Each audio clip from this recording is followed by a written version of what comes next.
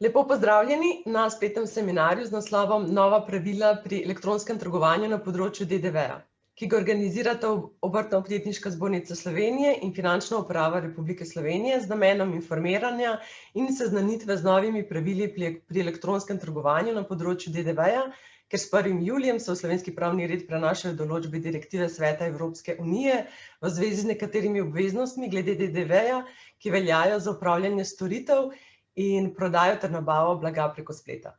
Ključna novost je poenostavljeno DDV poročanje pri prodaji blaga in storitev končnim potrošnikom iz drugih držav Evropske unije. Zavezanci bodo lahko po novem DDV obveznosti druge države Evropske unije uredili v Sloveniji. Predvidene so tudi določene druge poenostavitve, ki prispevajo k poenostavitvi DDV sistema. Nova pravila so prilagojena tako za enotni evropski digitalni trg, bolj pravična, enostavnejša in omogočajo manj goljufanja. Moje ime je Dina Zejnič in pokrivam področje internacionalizacije v Obrtno-podjetniški zbornici Slovenije, ter bom današnja moderatorka. Za vse tiste, ki nas še ne poznate, Obrtno-podjetniška zbornica Slovenije je krovna organizacija, ki skupaj z 62 območnimi obrtno-podjetniškimi zbornicami tvori največjo podporno mrežo v Sloveniji, ki svojim članom nudi celovito podporo pri poslovanju, razvoju in internacionalizaciji. Naše delo in aktivnosti lahko spremljate na spletni strani www.ozs.si.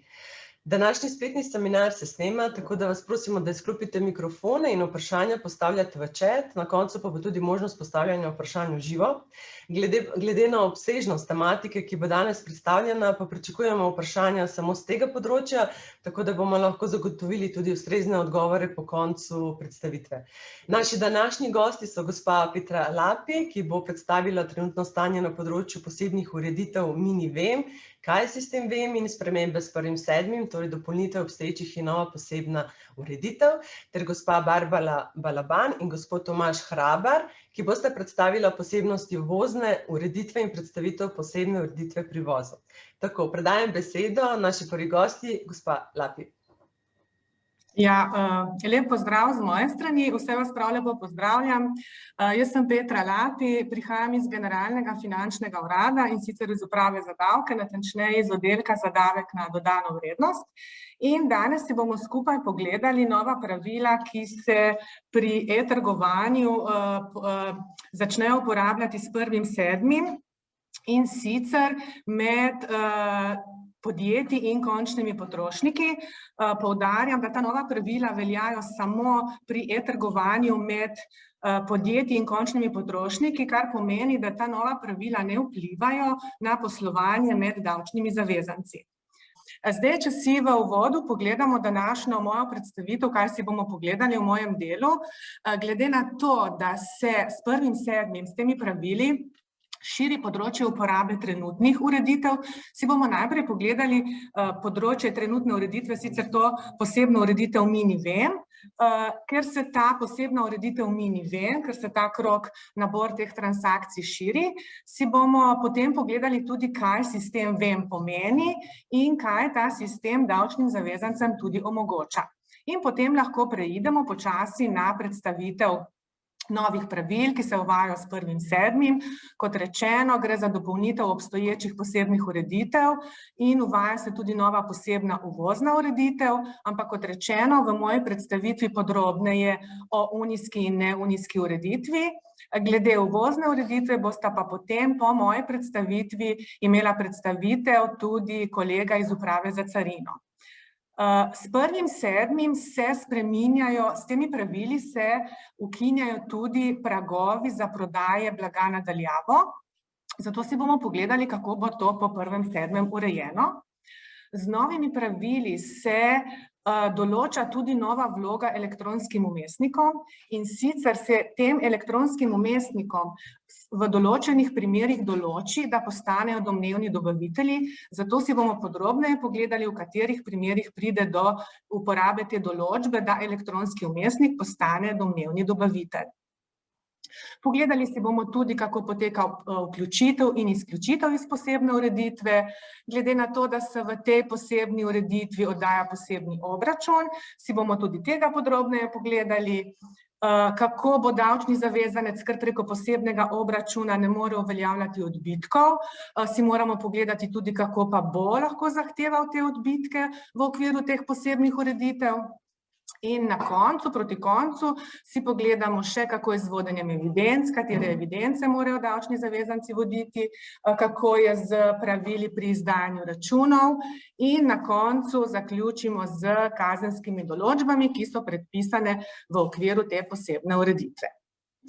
Če kar začnemo, zdaj najprej glede na to, kot sem že omenila, se ta pravila, ki se uvajajo s 1.7., širijo nabor storitev, ki se že širijo področja uporabe trenutnih ureditev. Trenutna ureditev, sistem MiniVem, je v veljavi že od 1. januarja 2015 in sicer je od takrat dalje kraj obdavčitve telekomunikacijskih storitev oddajanja in elektronskih storitev, na kratko bom uporabila v nadaljevanju kar kratico TBE storitve. V glavnem s 1. januarjem je kraj obdavčitve teh TBE storitev, če so opravljene končnim potrošnikom v državi prejemnika. Navedeno torej pomeni, da se mora davčni zavezanec, ki opravlja TBE storitve, identificirati v posamezni državi članici, da se je pa davčne zavezance razbremenilo te registracije v posameznih državah članicah, se jim je pa omogočila možnost vključitve v posebno ureditev MiniVem. Zdaj v okviru te posebne ureditve MiniVem ali pa MOS, Mini One Stop Shop, kakor vam je pač bolj znano, v okviru te posebne ureditve MiniVem MOS sta trenutno v veljavi dve posebni ureditvi. In sicer unijska in neunijska. Ti dve ureditvi se pa ločita samo po tem, kdo je izvajalec navedenih storitev. Če TBE storitve izvaja davčni zavezanec s sedežem v Uniji, to so naši davčni zavezanci, tudi vi, v tem primeru govorimo o unijski ureditvi. Nasprotno, če navedene storitve opravlja davčni zavezanec, ki nima sedeža znotraj Unije, v tem primeru pa govorimo o neunijski ureditvi. Torej, sistem MiniVem že deluje od 1.1.2015 dalje, uporablja pa se samo za TBE storitve, ki se opravijo končnim potrošnikom v drugi državi članici. V okviru te posebne ureditve MiniVem se oddajajo posebni obračuni in sicer za vsako koledarsko tromesečje, ne glede na to, ali so bile v določenem obdobju opravljene te TBE storitve ali ne. Če pač v določenem obdobju transakcije niso bile opravljene, se odda prazen obračun. Rok za predložitev tega obračuna v okviru MiniVem sistema je določen do 20. dne naslednjega meseca po poteku obračunskega obdobja. To bomo videli v nadaljevanju, ta rok se s 1.7. spreminja. Spreminjajo se tudi popravki, kako davčni zavezanec popravlja napake v obračunih iz preteklih obdobij.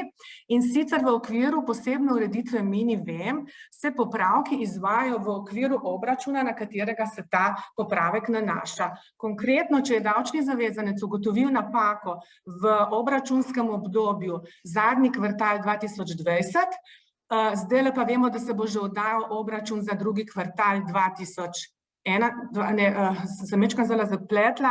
Če davčni zavezanec popravlja obračun za obračunsko obdobje zadnji kvartal 2020, zdaj se pa že predlaga obračun za drugi kvartal 2021, v tem primeru bo davčni zavezanec predložil še enkrat popravek obračuna za zadnji kvartal 2020. Zdaj bi vas še opozorila pri tem, da vsi davčni zavezanci, ki so pa trenutno že vključeni v sistem MiniVem, ne vem, ali so med njimi tudi vaši člani ali ne, vseeno velja opozorilo, da popravki obračunov za obdobje do drugega kvartala 2021, to pomeni, ko je še veljal sistem MiniVem, se popravljajo tako, da se popravek vedno izvrši na podlagi obračuna, v katerem je nastala napaka. Triletni rok je še za oddajo popravkov. To pomeni, da do konca junija 2024 bojo lahko še davčni zavezanci, ki so v okviru sistema MiniVem, predložili popravek, in sicer tako, da bojo predložili popravek tistega obračuna, v katerem je nastala napaka. S 1.7. pa, kot bomo videli v nadaljevanju, bo sprememba in si bomo to tudi potem pogledali podrobneje. Edina sprememba zdaj od 1.1.2015 dalje, odkar je ta sistem MiniVem, je bila s 1.1.2019 in sicer se je takrat predpisal znesek 10.000 evrov, kar je pomenilo, da če davčni zavezanec ni imel prometa teh TBS storitev do 10.000 evrov, je bil kraj obdavčitve v državi izvajalca. Šele potem, ko je ta prag 10.000 evrov presegel, pa je zanj veljalo, da se je moral identificirati v posamezni državi članici oziroma se je vključil v posebno ureditev MiniVem. Če si pogledamo samo še na kratko, tukaj imam prikaz enega izpolnjenega obračuna v okviru posebne ureditve MiniVem. Vidimo, da imamo zgoraj podatke davčnega zavezanca, to je isto, kot če bi oddajali splošni obračun prek e-davkov, kjer se vam te podatki zgoraj predizpolnijo. Tule spodaj pa vidimo, da je, sam mečkam, sem šla preveč naprej, Tule spodaj pa vidimo, vidim, da če bom jaz tole z miško, da vam ne bom nič kazala, bom raje takole. No, v glavnem, zgoraj imate podatke o zavezancu, spodaj pa imamo prikaz, kako si davčni zavezanec po državi kupca, kjer je opravljal te storitve, izbere posamezno državo članico, izbere si stopnjo, ki velja v tej državi članici, davčno osnovo in znesek DDV. Potem pod tem vidimo pa še sklop dobave storitev po posebni ureditvi iz poslovnih enot. Če ima davčni zavezanec tudi poslovne enote v drugih državah članicah, iz katerih opravlja te TBS storitve, potem so tudi te storitve vključene v ta posebni obračun. Zdaj, to je bil predstavitev tega trenutnega sistema MiniVem. Glede na to, da je to nek uvod, jaz mislim, da na tem delu nimate še nobenih vprašanj. Če mogoče je kaj, me lahko prekinete, drugače bi pa kar nadaljevala naprej s predstavitvijo sistema MiniVem. Mečkam počakam, če ima kdo kakšno vprašanje, potem lahko nadaljujemo. Trenutno v chatu ni vprašanj, tako da komod. Super, hvala.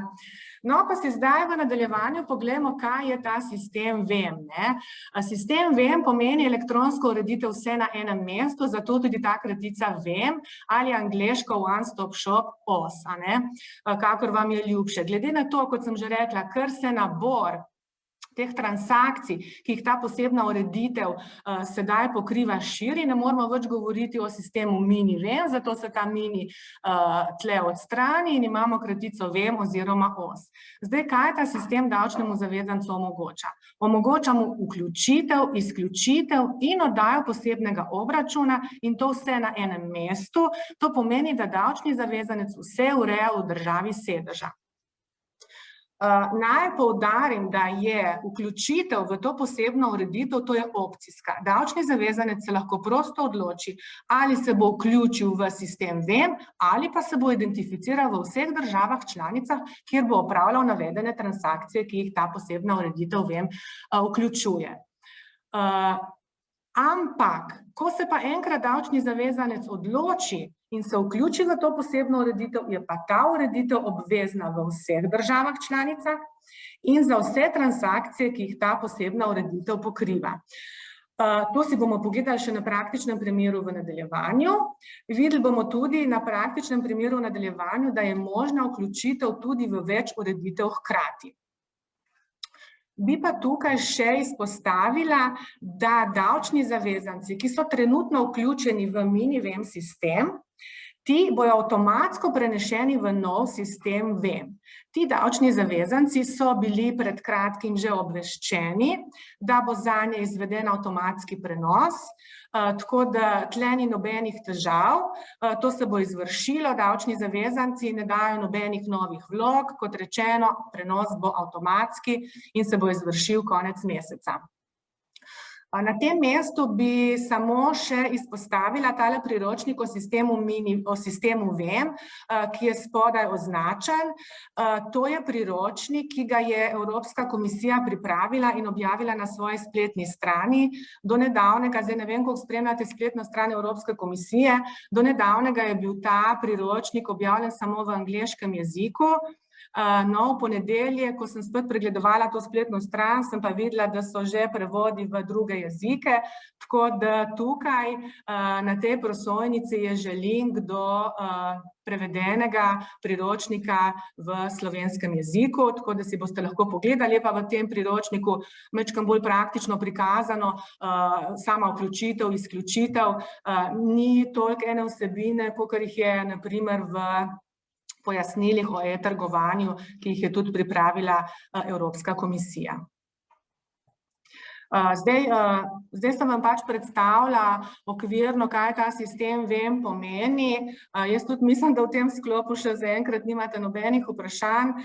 Bom zadovoljna, če bo tako tudi do konca, tako da predlagam, da kar nadaljujemo z naslednjo temo in sicer da si pogledamo, kaj pa se zdaj spreminja s 1.7. Predno pa si to pogledamo, no pa mogoče še, zakaj pa je sploh prišlo do teh sprememb, ne? Zdaj, prvi razlog je ta, da se davčne zavezance razbremeni. Ker s tem, ko mi damo možnost vključitve v to posebno ureditev in vse upravljajo v državi članici, vse na enem mestu, to je za zavezance seveda velika administrativna razbremenitev. Drugi velik razlog je pa v tem, da so bili naši zavezanci, ki opravljajo prodaje preko spleta, v zelo nekonkurenčnem položaju napram davčnim zavezancem, ki prodajajo blago iz tretjih držav, ne. Vemo, da blago, ki prihaja iz tretjih držav, do vrednosti 22 evrov ni DDV-ja, ne, in naši zavezanci morajo pa za vsako prodajo obračunati DDV, tako da s temi novimi pravili se sedaj to ureja. Če si najprej pogledamo pravne podlage za ta nova pravila, tukaj so pomembni in vsa ta pravila so objavljena v tilih dveh direktivah. Prva je direktiva sveta 2017/2455, ta je bila objavljena, vidimo, že decembra 2017. Ta direktiva spreminja direktivo 2612 ES, to je naša krovna direktiva o DDV, in pa potem druga direktiva 2019/1995, ta je bila pa objavljena novembra 2019, tudi ta spreminja direktivo 2612 ES, to glavno direktivo o DDV. In seveda, zdaj, če greste pogledati ti dve direktivi, boste videli, da je tam zapisano, da se nova pravila pričnejo uporabljati s 1.1.2021, vendar pa je potem zaradi epidemije COVID-19 bil ta rok s sklepom Evropske komisije premaknjen, prišlo je do zamika te uporabe za 6 mesecev, tako da sedaj nova pravila stopijo v veljavo s 1.7.2021. Te pravne podlage na podlagi teh dveh direktiv moramo države članice prenesti v nacionalno zakonodajo. Zdaj, za predlog zakona, ki vključuje vse te spremembe, vsa ta nova pravila, je objavljen na spletni strani vlade, na spletni strani Ministrstva za finance, in to je trenutno edino vladno gradivo, ki nam je v pomoč tudi, da vam lahko izvajamo to predstavitev. Tako da v nadaljevanju, ko bom predstavljala nova pravila, sem na prosojnicah vam tudi navajala člene iz tega predloga zakona. Je pa res, da smo zdaj že tik pred zdajci, razmere v državnem zboru oziroma parlamentu, veste, kakšne so, tako da bi, gledajte, nekako verjetno je že, da zakon takšen, kot je bil predlagan, ne bo do tega datuma sprejet, ampak ne glede na to, vas vse pomirjam, pravila se s 1.7. uvajajo tudi v Sloveniji, Ministrstvo za finance pa pripravlja pravno podlago in bo ta pravna podlaga, kakšna bomo videli, sprejeta pravočasno. Tako da na tem mestu nobene panike, To bo pravočasno pripravljeno, vi se lahko pripravite na to, s 1.7. lahko začnete. Bi pa na tem mestu vas tudi že obvestila, da smo ravno danes odprli tudi portal na e-davkih, kjer je že možno od danes dalje oddati vlogo za registracijo v te posebne nove ureditve. Tako da od danes dalje je to na spletni strani naši, na portalu e-davki, to že možno. No, pri tej pravni... Ja, prosim. Eno med vprašanje, in sicer se te spremembe, nova ureditev nanaša tako na davčne zavezance kot nominirance? Ali to pomeni, da tudi za nominirance? Kakšne nominirance mislite? To mislite tisti, ki niso v sistemu DDV? Tako. Aha, glejte, ta nova pravila veljajo za vse. Bomo potem v nadaljevanju, ko bomo prišli do praga, ker prag je tisti, ki je bil, naprimer, zdaj smo imeli samo pri prodajah blaga na daljavo, določen prag, ko je davčni zavezanec ga presegel in se je mogel identificirati. Zdaj bomo pa videli, da že s prvimi aktivnosti, ampak tudi glede posameznih transakcij so tle spremembe in zato bi, če lahko na to vprašanje odgovorila v nadaljevanju, ker imam prav posebno predstavitev na to, če je okej. Ja, hvala. Ja. No, na tem mestu bi še izpostavila tole izvedbeno uredbo Sveta 2019/2026. Ta pa spreminja izvedbeno uredbo številka 282/2011.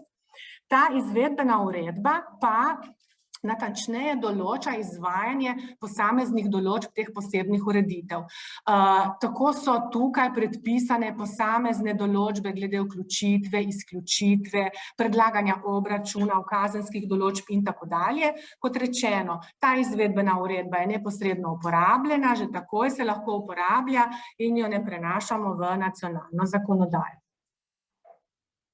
Zdaj, zdaj pa že toliko časa govorimo, nova pravila, da je pa res že čas, da pridemo do tega, da vam pa povem, kaj se pa zdaj s 1. julijem spreminja. Kot rečeno, spreminjata se obstoječi posebni ureditvi, to sta unijska in neunijska, ki smo jih zdaj spoznali v okviru sistema MiniVem, sta že obstali, vendar sta bili samo za TBS storitve. No, poleg teh obstoječih posebnih ureditev, ki se širita, katerima se širi področje uporabe, pa se dodaja tudi nova uvozna ureditev, o kateri več v nadaljevanju v naslednji predstavitvi. No, pa če si zdaj najprej pogledamo neunijsko ureditev. Neunijsko ureditev smo prej si že razjasnili, da to lahko uporablja davčni zavezanec s sedežem izven Unije, to pomeni, da pri nas nima sedeža niti stalne poslovne enote, opravlja pa TBS storitve. S 1.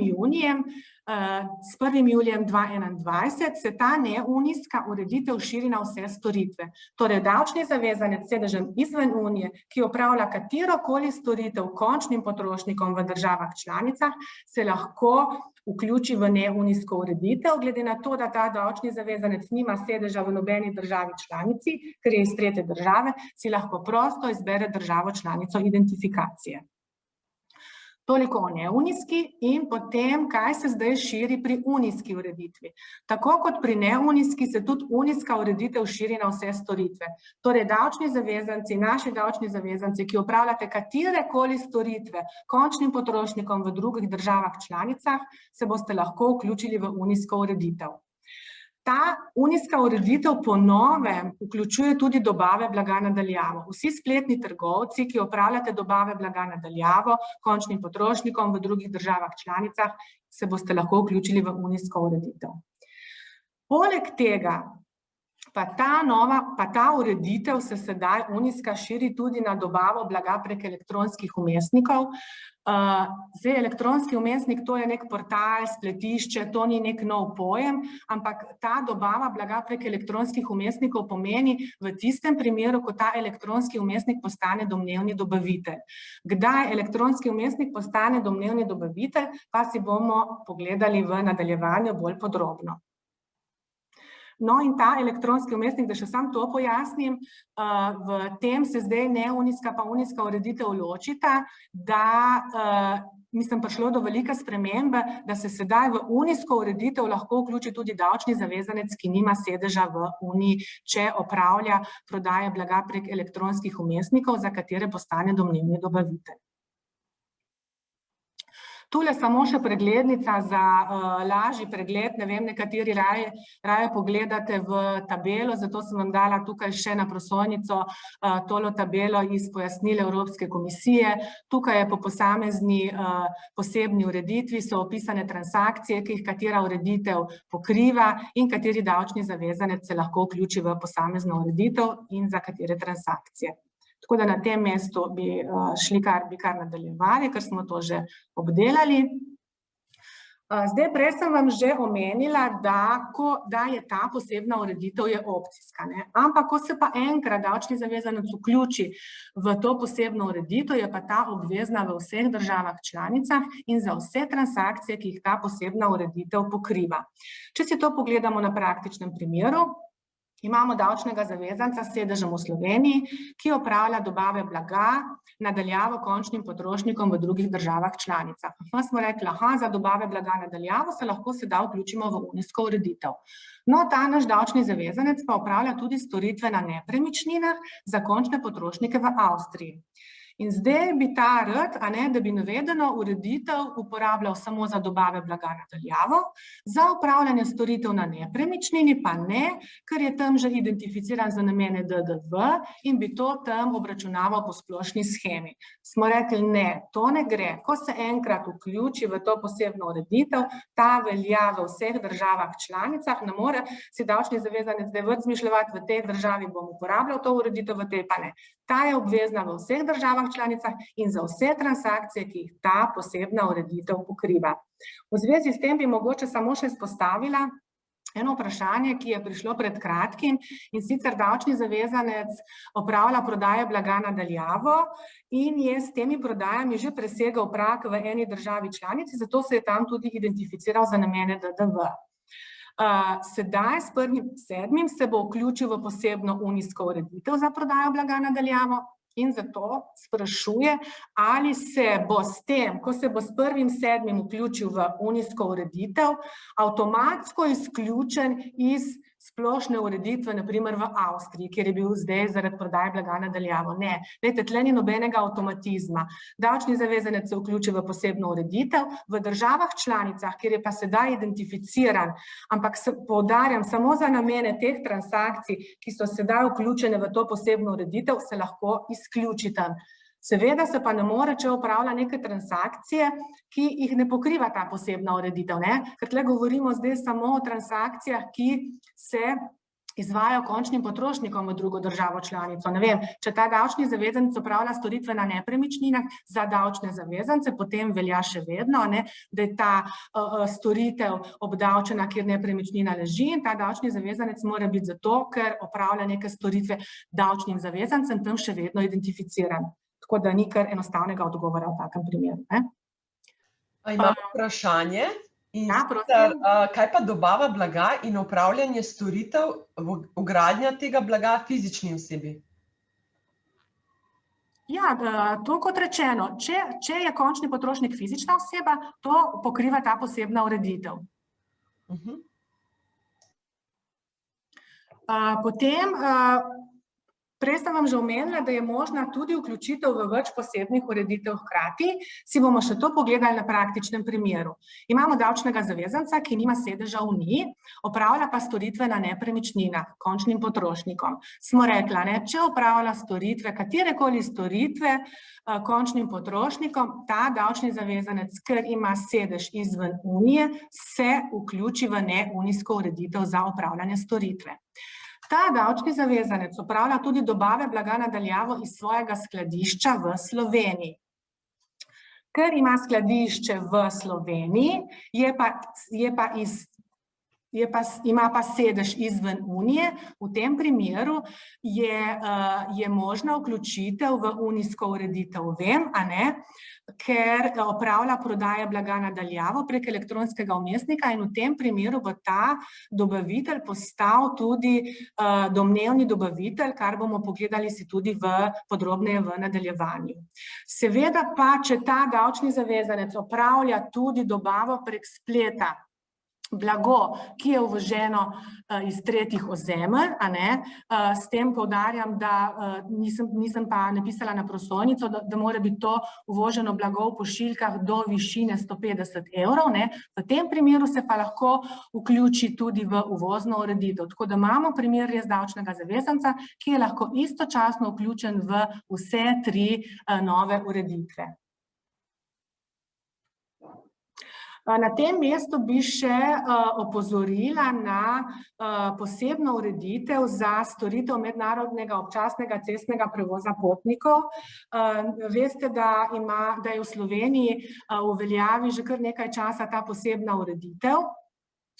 In s tem, ko se pa zdaj širi nabor teh transakcij, ki jih vključuje unijska in neunijska ureditev, pa je bilo treba dodati tudi v ta predlog zakona v 5. odstavku 137a člena v tem predlogu je v tem odstavku sedaj prepovedana sočasna uporaba, ker če sočasna uporaba unijske oziroma neunijske ureditve in te storitve za mednarodni občasni prevoz potnikov, ker kot rečeno, davčni zavezanec, ki opravlja zdaj te storitve končnim potrošnikom, se bo vključil v svoji državi v posebno ureditev OS, in ne more biti istočasno tudi v tej posebni ureditvi pri nas vključen. Tako da takšen davčni zavezanec se bo lahko zdaj pač prosto odločil, ali se bo vključil v posebno ureditev, ali se bo identificiral v vsaki posamezni državi članici. Če bo izbral možnost identifikacije v vsaki posamezni državi članici, potem se bo lahko pri nas še vedno vključil v posebno ureditev za avtobusarje, rečemo mi na kratko. Zdaj, jaz bi kar nadaljevala, ker to je bilo zdaj tudi vprašanje že prej, zdaj mislim, da nisem nič takega povedala, da bi mogoče se mogli na tem mestu že ustaviti. In sicer prej sem vas že omenila v uvodu, da se ukinjajo trenutni pragovi za prodajo blaga na daljavo znotraj Unije.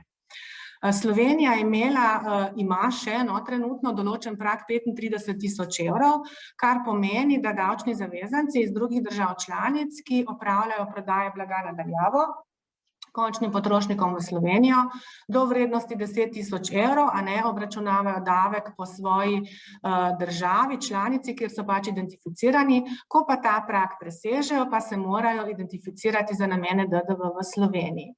Zdaj, z novimi pravili se vsi ti pragovi, ker vsaka država članica ni imela tak prag, ti pragovi so bili različni po državah članicah in zdaj s 1.7. se ti pragovi ukinjajo, uvede pa se nov prag v višini 10.000 evrov, vendar pozor, ta prag v višini 10.000 evrov ne velja za vse transakcije, ki jih sedaj pokriva unijska ureditev. Tako da je zdaj določeno, da pri dobavi blaga na daljavo, kadar se pač opravljajo dobave blaga na daljavo in pri opravljanju telekomunikacijskih storitev, storitev oddajanja ali elektronskih storitev, to so te TBE storitve, torej dobave blaga na daljavo in TBE storitve, samo pri teh dveh transakcijah je določeno, da je kraj obdavčitve, kjer ima dobavitelj teh dobav blaga oziroma izvajalec storitev sedež oziroma stalno prebivališče, če so izpolnjeni določeni pogoji. Ti pogoji so predpisani v novem 30.f členu predloga zakona o davku na dodano vrednost. In sicer je pomembno, da so te dobave blaga na daljavo oziroma storitve opravljene končnemu potrošniku. Pomembno je, da je ta končni potrošnik iz druge države članice. Pomembno je tudi, da davčni zavezanec, ki izvaja te storitve oziroma prodajo blaga na daljavo, ima sedež samo v eni državi članici. V primeru davčnega zavezanca, ki ima sedež pri nas in poslovne enote v drugih državah članicah, ta prag v višini 10.000 evrov ne pride v poštev. No in pri tem, če imamo zdaj davčnega zavezanca, ki izpolnjuje vse te do zdaj naštete pogoje in vrednost opravljenih TBE storitev in dobavljenega blaga nadaljavo v preteklem in v tekočem letu ne preseže 10 tisoč evrov, v tem primeru so potem te storitve oziroma dobave blaga obdavčene v državi, kjer ima sedež izvajalec, v tem primeru pri nas v Sloveniji. Zdaj, te dobave do 10 tisoč evrov, a ne TBE in dobave blaga nadaljavo, ob izpolnjevanju seveda vseh pogojev, predpisanih v 30f členu predloga zakona, te dobave se potem obravnavajo tako kot domače dobave in opravljene storitve, torej se vključijo v polje 11 obračuna DDV, seveda se pa o teh dobavah enkrat letno poroča. V zvezi s tem bi mogoče samo še opozorila, ker je bilo tudi pred kratkim vprašanje, davčni zavezanec se bo zdaj vključil v posebno unijsko ureditev zaradi prodaje blaga nadaljavo. In veste, da trenutno davčni zavezanec, ki je opravljal prodajo blaga nadaljavo, je bilo v obrazcu DDVO v polju 13 prav polje, kamor je davčni zavezanec opisoval vrednost opravljenih dobav blaga nadaljavo. Na tem mestu bi sedaj to opozorila, da v primeru davčnih zavezancev, ki se bo vključili v unijsko ureditev za prodajo blaga nadaljavo, se to polje v splošnem obračunu ne izpolnjuje, ker bodo te dobave vključene v posebni obračun DDV. Seveda pa ta davčni zavezanec, ki bo zdaj izpolnjeval te pogoje iz tega prvega odstavka 30f člena, ne izpolnjuje vse pogoje, da je obdavčitev v državi izvajalca, torej v konkretnem primeru pri naših zavezancih v Sloveniji. Kljub temu se davčni zavezanec lahko odloči za vključitev v posebno ureditev že takoj, ne glede na to, da še nima doseženega praga 10 tisoč evrov, ker mu je pač to dražje, se bo kar takoj odločil in se bo vključil v to posebno ureditev. Vendar pa tukaj velja pogoj, da mora biti potem ta davčni zavezanec v tej ureditvi najmanj tekoče koledarsko leto ter še 2 naslednji koledarski leti. Na tem mestu bi še enkrat opozorila, da prag za 10 tisoč evrov ne velja za vse storitve in dobave blaga nadaljavo, ampak šteje se samo vrednost TBE storitev in dobav blaga nadaljavo. Vse ostale storitve so izključene iz praga 10 tisoč evrov. Ja, zdaj toliko glede tega praga. Predno preidemo naprej na novo poglavje o elektronskih vmesnikih, pa mogoče zdaj ne vem, če je na tem mestu že kakšno vprašanje ali lahko nadaljujemo, bom majčkeno počakala. Ja, in sicer poslušateljico zanima, če mora vnaprej vedeti, ali bo presegla prag 10 tisoč evrov, ali se lahko vključi v ureditev potem, ko preseže ta prag. Ja, ko preseže. Zdaj, če ga v preteklem letu še ni presegla in ga zdaj še tudi ni presegla, pač se bo vključila, ko bo ta prag presegla. Sej ta nova pravila se uvajajo s 1.7. In davčni zavezanec lahko ta prag preseže, ne vem, šele septembra in se bo takrat vključil v posebno ureditev. Ok, hvala. Vprašanja. Govorimo o pragu 10 tisoč evrov za posamezno državo ali za skupno prodajo v vseh državah? Govorimo o skupni prodaji TBE storitev in prodaje blaga nadaljavo v vseh državah. Hvala. Ali je prag 10 tisoč evrov za blago plus TBE storitve vse države članice skupaj? Mislim, da ste odgovorili. Tako, to je to, ja, to smo, ja. Vabljeni, da zastavite še kakšno vprašanje na to temo. Lahko tudi z dvigom roke pa v živo, če ne pa nadaljujemo naprej. Smo vse očitno pojasnili, tako da lahko nadaljujemo. Ja, hvala. No, če nadaljujemo kar naprej z novim poglavjem in sicer elektronski vmesniki.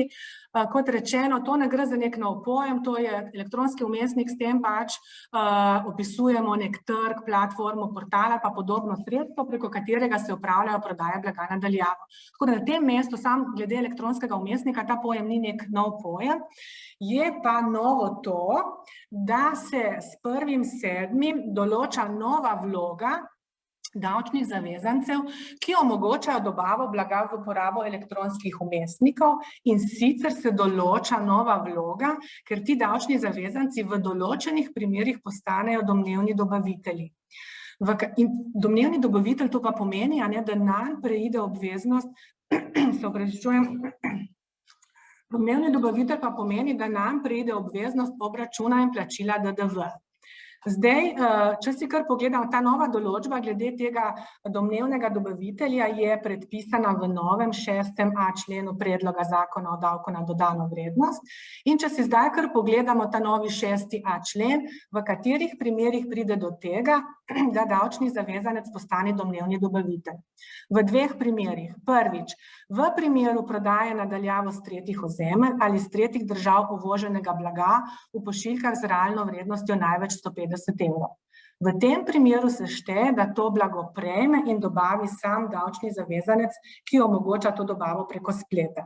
To je predpisano v novem 6.a členu. Torej, pri uvozu blaga, ki se prodaja preko spleta, pa pogoj je, da gre za pošiljko z realno vrednostjo največ 150 evrov.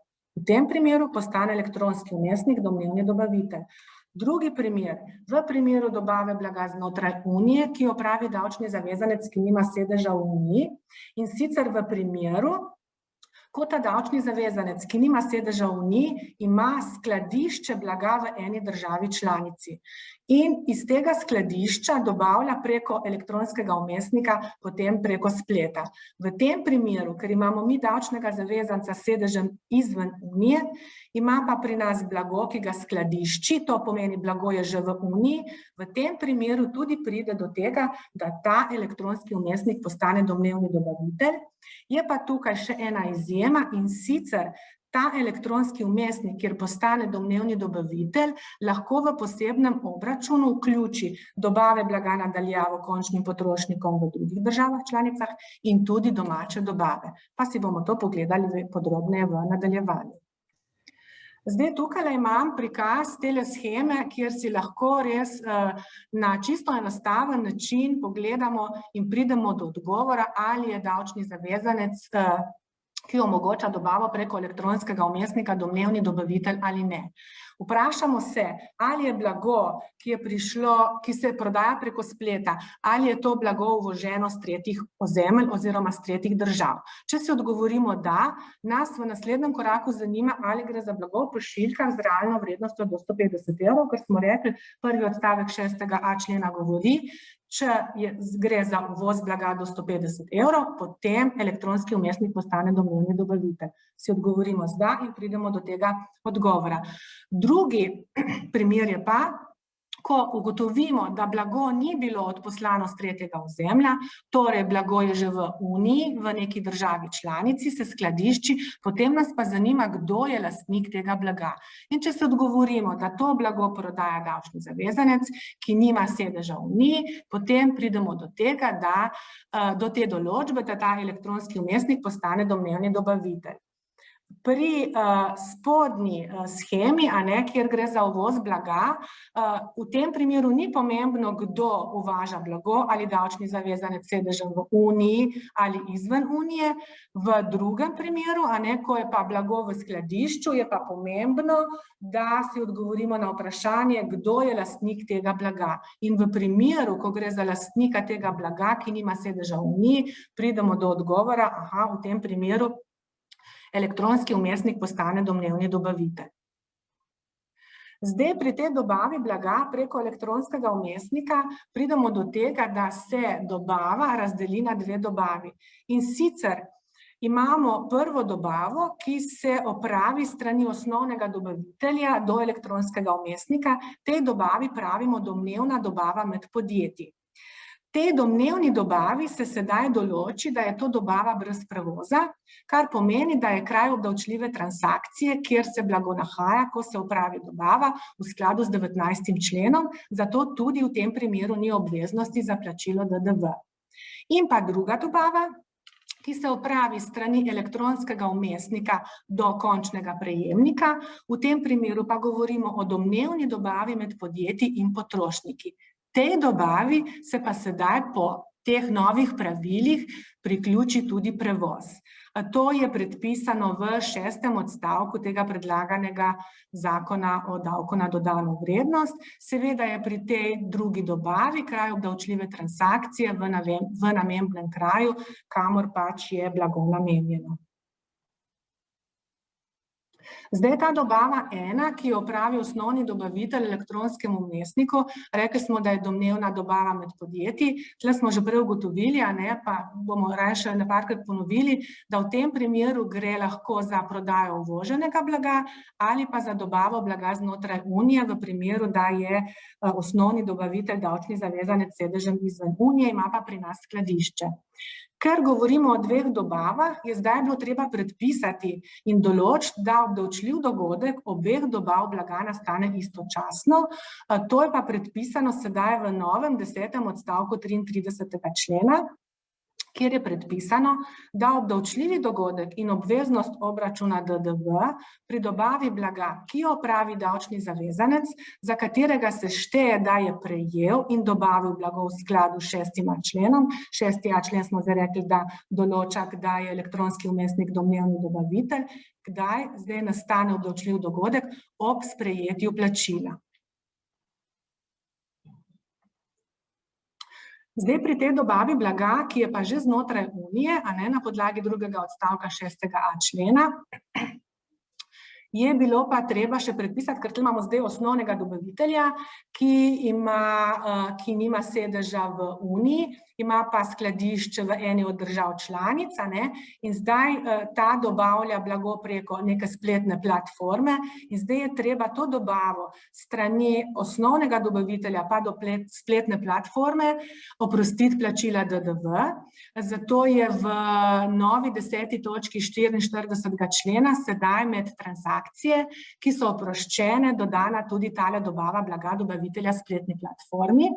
Istočasno se pa s tem, ko se je dodala ta oprostitev plačila DDV, dodala tudi pravica do odbitka v B točki drugega odstavka 63. člena, seveda, če se blago in pa storitve uporabljajo za namene transakcij, ki so oproščene na podlagi te nove točke, 10. točke 44. člena. Obdelali smo prvo dobavo, če gremo zdaj pogledati še drugo dobavo, ki je lahko tudi prodaja uvoženega blaga, do končnega potrošnika potem, ali pa dobava blaga znotraj Unije.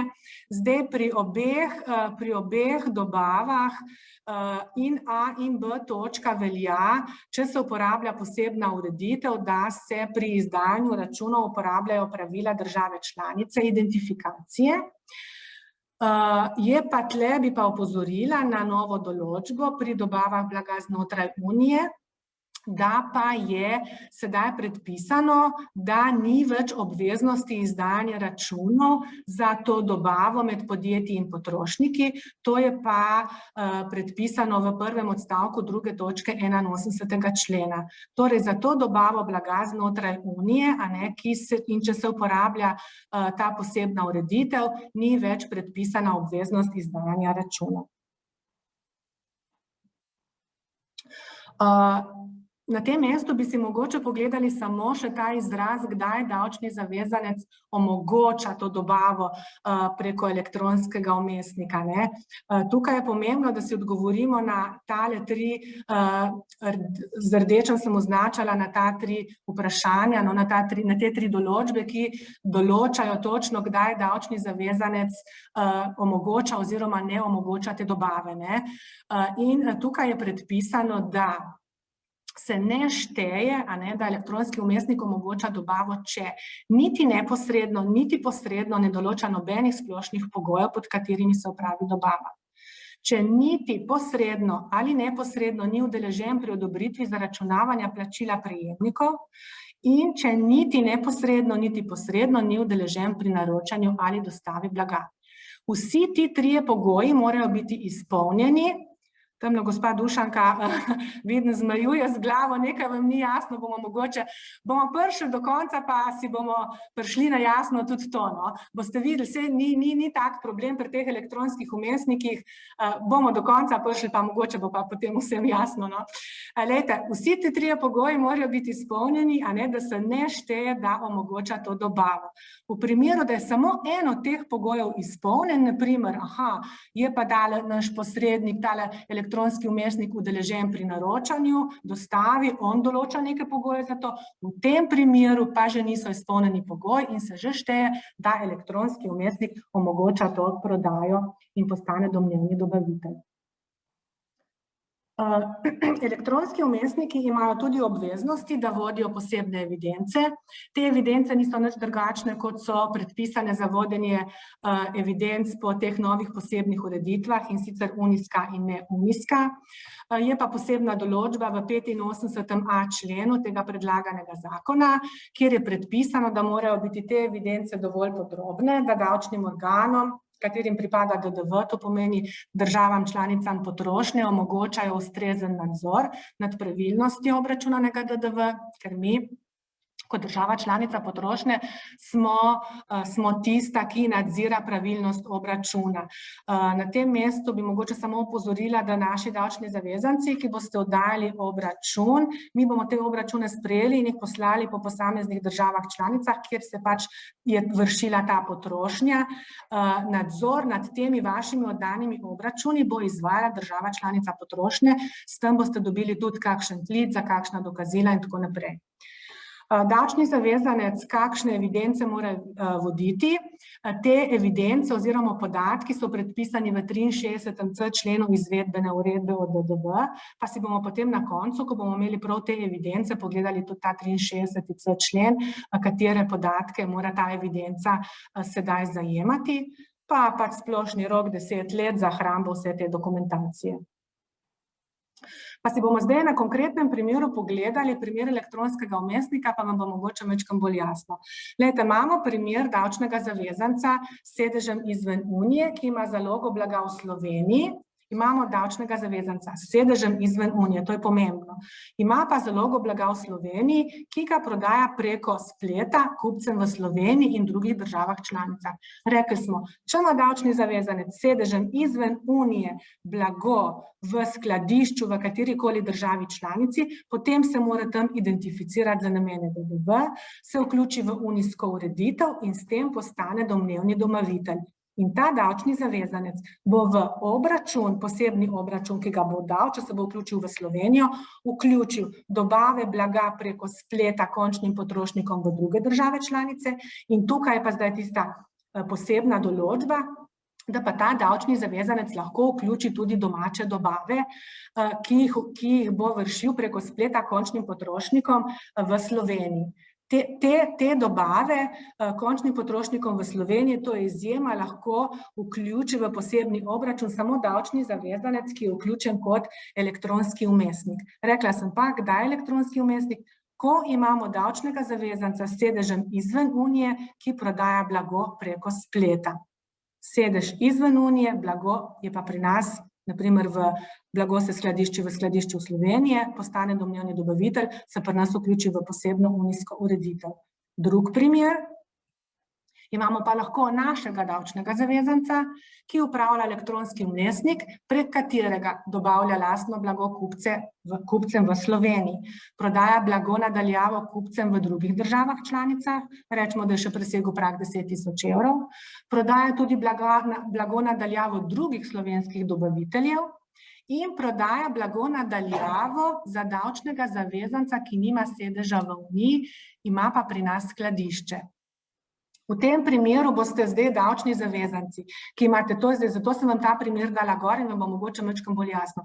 Samo v tem primeru boste lahko davčni zavezanci, ki imate sedež v Sloveniji, to ste naši zavezanci, in boste prejeli blago strani osnovnega dobavitelja, ki nima sedeža v Uniji, ima pa na primer pri nas skladišče. Zdaj ne vem, a imamo mi enega tazga spletnega trgovca, tle pri nas, da bi imel skladišče, jaz sicer ne vem, vem, da Amazon ima neka skladišča po državah članicah, ampak sigurna sem, da ga nima v Sloveniji, ne, tako da ne vem, v katerih primerih bi prišlo do tega, da bi vi, ko bi prodajali blago preko spleta, na tem registracijskem obrazcu označili tudi, da ste s tem postali domnevni dobavitelj, ne. Ampak če gremo zdaj počasi skozi te točke, smo rekli, zdaj, če vi prodajate blago preko spleta kupcem v Sloveniji, tle ni nobene spremembe. Tle končni potrošnik ni iz druge države članice, tle ni nobene spremembe, to je splošen obračun. V primeru, da prodajate blago na daljavo v druge države članice kupcem, v tem primeru imate pa zdaj dve možnosti. Ali se boste identificirali v posamezni državi članici, ali pa se boste vključili v unijsko ureditev za prodajo blaga na daljavo. Lahko boste vršili prodajo tudi drugih slovenskih dobaviteljev, ne? V tem primeru boste vi samo omogočili, ne boste postali domnevni dobavitelj, ker boste vi svoj portal, to svojo spletno trgovino samo dali samo davčnim zavezancem, ki tudi prodajajo blago preko spleta in boste samo dali, da lahko preko vaše spletne strani tudi prodajajo, ampak v tem primeru, se pravi, vi ne postanete domnevni dobavitelj, vsak davčni zavezanec, ki bo prodajal blago preko vaše spletne trgovine, opravlja sam dobavo blaga na daljavo in sam se mora vključiti v to posebno ureditev. Pri tej dobavi blaga na daljavo, kot sem prej omenila, če imamo pa davčnega zavezanca, ki nima sedeža v Uniji, ima pa skladišče blaga v Sloveniji, v tem primeru, ko boste pa tako blago prodajali, pa vi postanete domnevni dobavitelj, ki omogoča prodajo blaga prek elektronskega vmesnika in v tem primeru boste potem na registracijskem obrazcu tudi označili to polje. Majčkeno širša je bila tale tematika glede tega elektronskega vmesnika in domnevnega dobavitelja, ampak hotela sem vas pripeljati do tega, da smo nekako zdaj osvojili, kdaj bo prišlo sploh v naših primerih do tega, da boste na prijavnem registracijskem obrazcu izpolnili to polje. Da ne boste kar splošno mislili, prodajam blago preko spleta, sem elektronski vmesnik. To polje bo izpolnil res samo tisti zavezanec, kadar bo imel dobavo blaga strani davčnega zavezanca, ki nima sedeža v Sloveniji, ima pa že blago v skladišču pri nas. Kar nekaj zanimivih vprašanj smo prejeli, lahko zastavimo ali počakamo še ta del? Ja, ne, zdaj ta del sem jaz glede elektronskih vmesnikov se izčrpala, tako da prosim, ja. Prav. Vprašanje glasi, če si trenutno atipični zavezanec in presežeš 10.000 prodaje v države članice in se vključiš v ta sistem, postaneš potem avtomatično tudi davčni zavezanec v Sloveniji? Pač normalni davčni zavezanec? Ja, lejte, Samečka, nisem na začetku slišala, opravljate prodajo blaga na daljavo? Ja. V primeru prodaje blaga na daljavo, tle smo zdaj rekli, prodaja blaga na daljavo velja ta prag 10.000 evrov in do 10.000 evrov so te dobave blaga obdavčene v državi izvajalca, to pomeni v Sloveniji. In za ta namen, ker so obdavčene v državi pri nas, se ni treba identificirati za namene DDV. Ko boste pa ta prag presegli, se boste pa morali.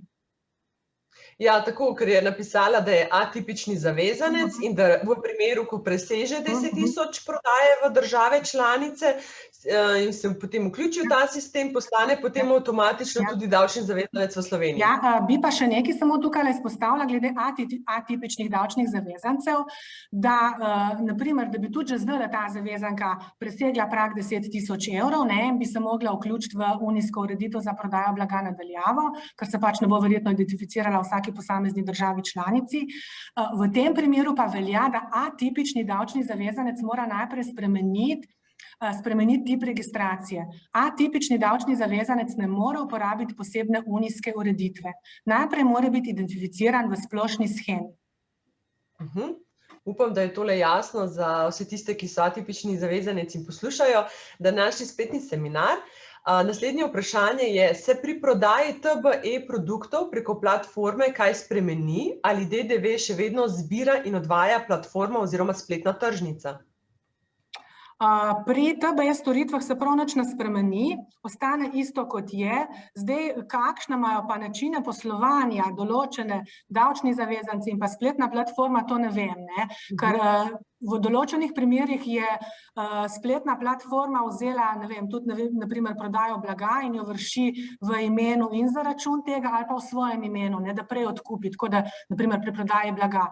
Pri elektronsko opravljenih storitvah se v tem primeru ni nič spremenilo, tako da če ta spletni portal ali ta elektronski, ne vem, pač opravlja neke elektronske storitve, je ta tisti, ki vrši to elektronsko storitev in je ta zavezanec za to unijsko ureditev za TBS storitve. Zdaj ne vem, če sem prav sploh vas razumela. Mogoče me lahko še... Ja, bom še enkrat ponovila vprašanje. Torej, se pri prodaji TBI produktov preko platforme kaj spremeni? Ali DDV še vedno zbira in odvaja spletna platforma, na primer tržnica? Ja, ne, nič se ne spremeni, vse ostane na tem področju isto. Super, hvala. Imamo še eno vprašanje. Prodajam digitalne produkte PDF datoteke preko spletne platforme Etsy strankam v Evropski uniji in izven EU, pretežno ZDA, Kanada. Ne presegam praga 10.000 evrov. Kakšne so moje obveznosti? Recimo, je treba izpolnjevati obrazec DDVO. Glejte, obrazec DDVO je splošen obrazec v splošno shemo, ne?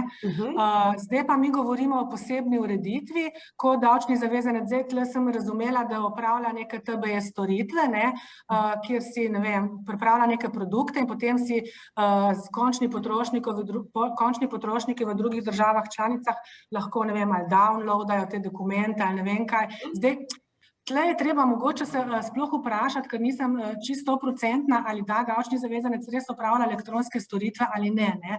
Ker če ti si nek dokument samo vzameš dol, ker na primer, ne vem, če jaz kupam preko spleta knjigo, to ne pomeni, da je opravljena elektronska storitev. Jaz si moram to knjigo downloadati, ne, da gre za e-book, na primer, e-knjigo, v tem primeru pa je opravljena elektronska storitev, ne. Zdaj, če res ta davčni zavezanec opravlja elektronske storitve, po vseh teh pravilih, ki so določene za opravljanje elektronskih storitev, potem velja, da do 10.000 evrov je to obdavčeno v državi izvajalca, torej pri nas, ko bo pa ta prag presegel, se mora pa vključiti v sistem VEM oziroma OS, oziroma se identificirati v vsaki posamezni državi članici. V redu. Naslednje vprašanje. Različne države imajo različno določeno višino DDV-ja. V primeru prodaje v druge države znotraj Evropske unije do praga 10.000 evrov se višina DDV verjetno še vedno obračunava po naših določilih. Kaj pa, ko presežeš ta prag? Se višina DDV obračunava po določilih vsake države posebej, v katero se prodaja? Da, pa bom še majčkeno bolj obširno pojasnila. Ja, zdaj sem pa že pozabila, kaj ste me vprašali?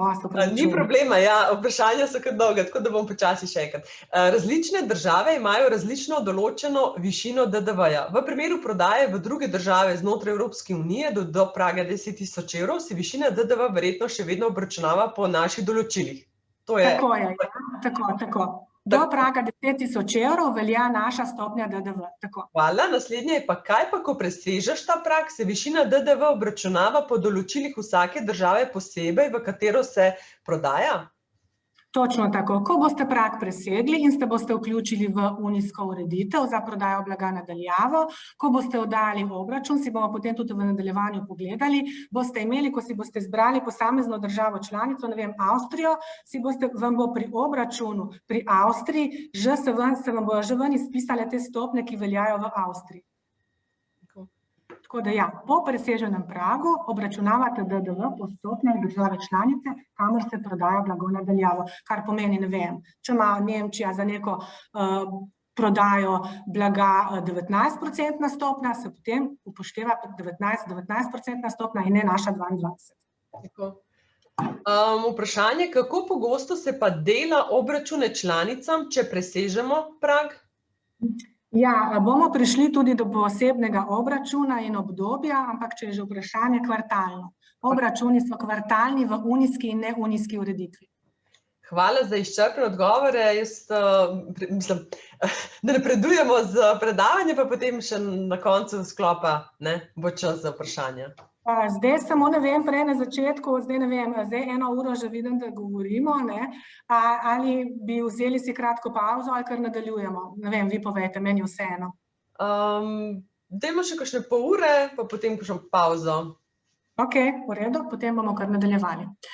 Ok, gremo naprej z naslednjo temo in sicer vključitev v unijsko ureditev.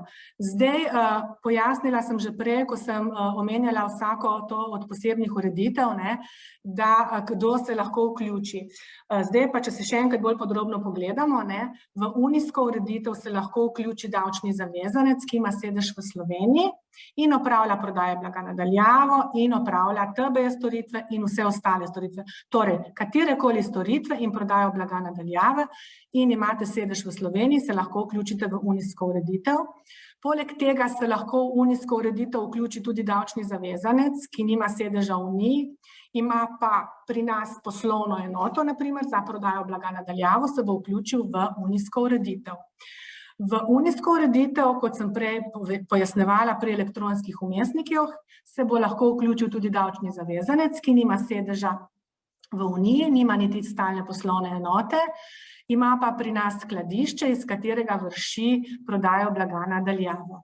V tem primeru se mora ta davčni zavezanec s sedežem izven Unije predhodno identificirati tudi pri nas za namene DDV. Kako se davčni zavezanec vključi v unijsko ureditev? Z oddajo obrazca, registracija v EU sistem OS. Ta obrazec je že na voljo, kot rečeno, od danes dalje na e-davkih.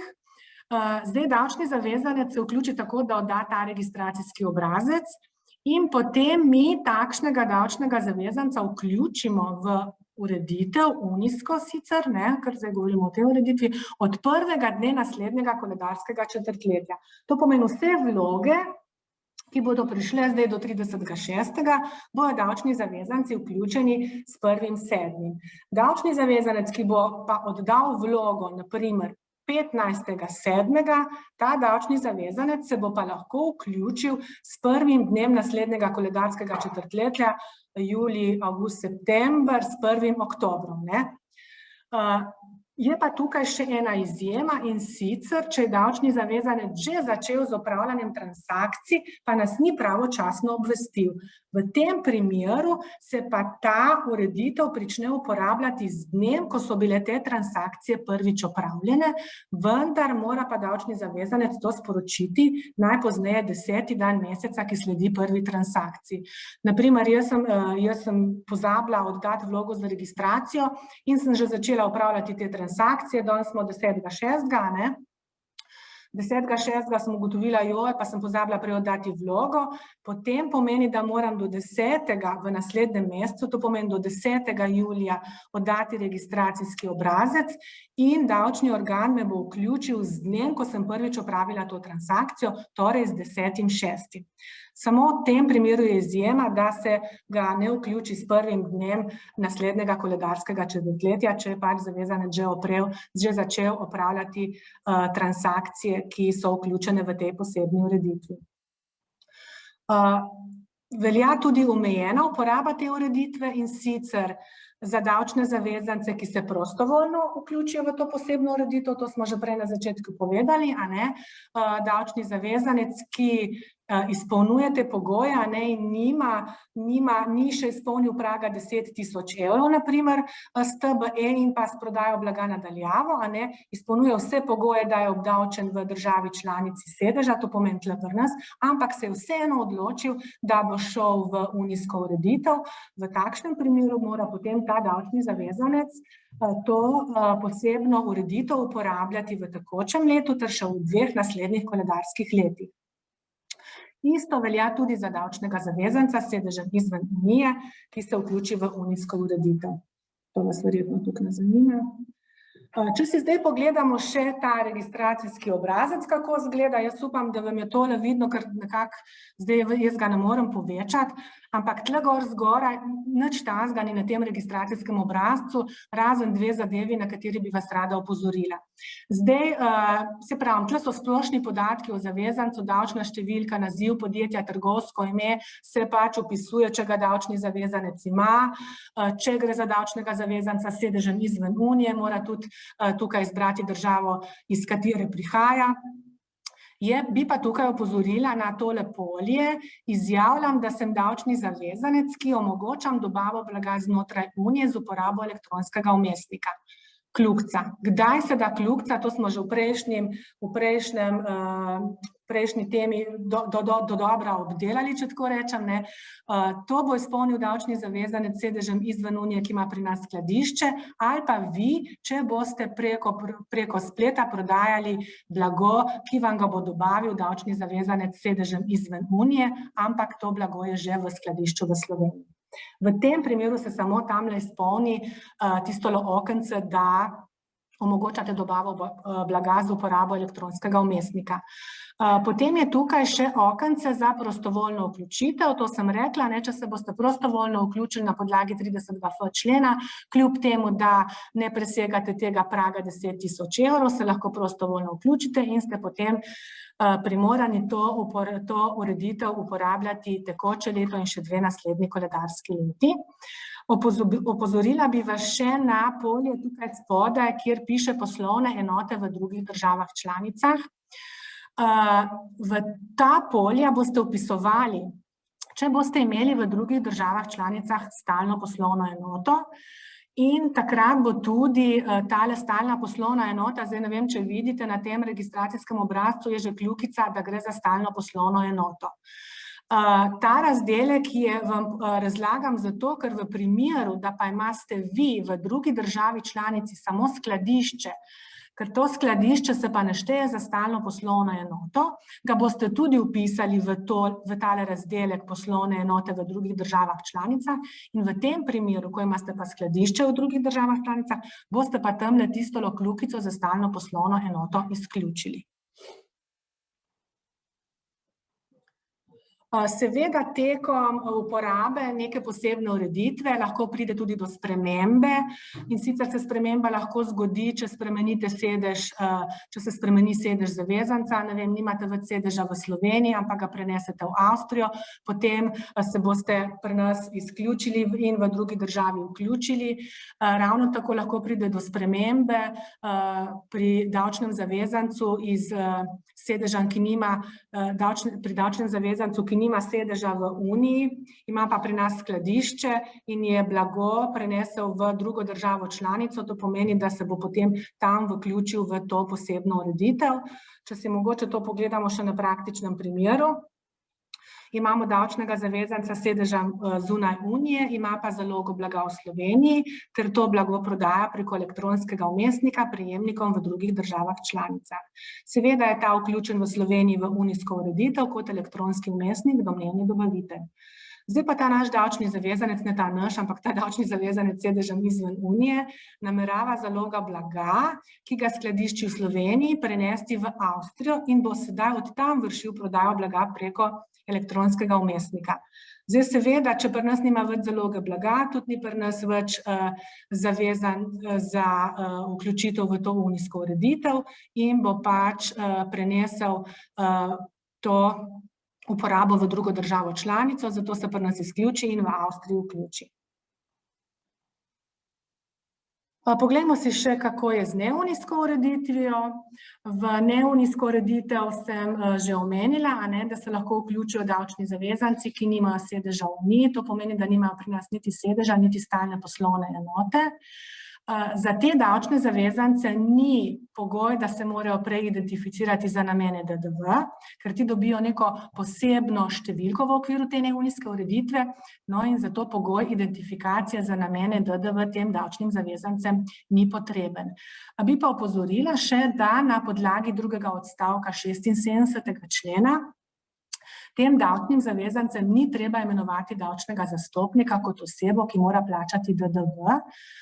To je sicer vsaka država članica lahko sama določi, no pri nas pač je določeno, da ga ni treba imenovati.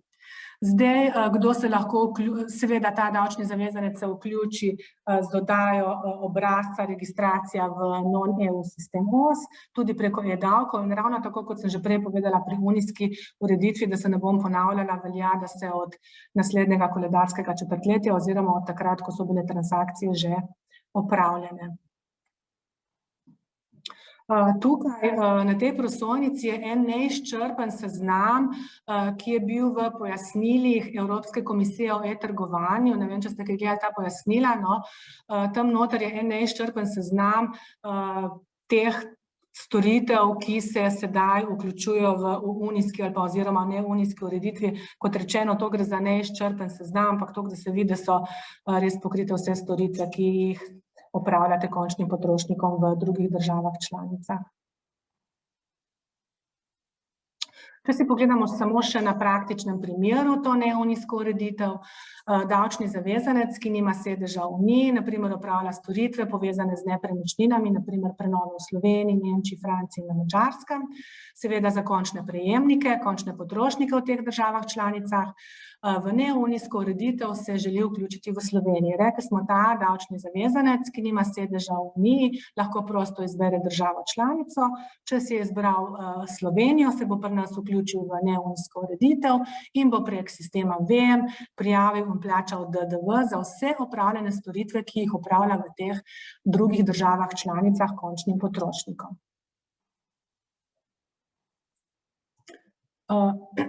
Toliko je bilo zdaj glede vključitve. Zdaj ne vem, če je glede same vključitve registracijskega obrazca mogoče kakšno vprašanje ali gremo naprej na izključitev. Vprašanja se še vedno nanašajo na tistih 10.000 evrov in praga prodaje, tako da bom čisto na kratko odgovorimo. Ali prav razumem, da se prag 10.000 evrov prodaje blaga na daljavo in TBE storitev pošteva v enem koledarskem letu? Prag 10.000 evrov se gleda, da ta prag ni bil presežen niti v preteklem koledarskem letu, niti ga ne namerava sedaj. Zdaj ne vem, kako, da bi mogoče, če je davčni zavezanec že v lanskem letu presegel 10.000 evrov, letos ga še ni, potem ga je že presegel, ne? Okej. Potem imamo naslednje vprašanje.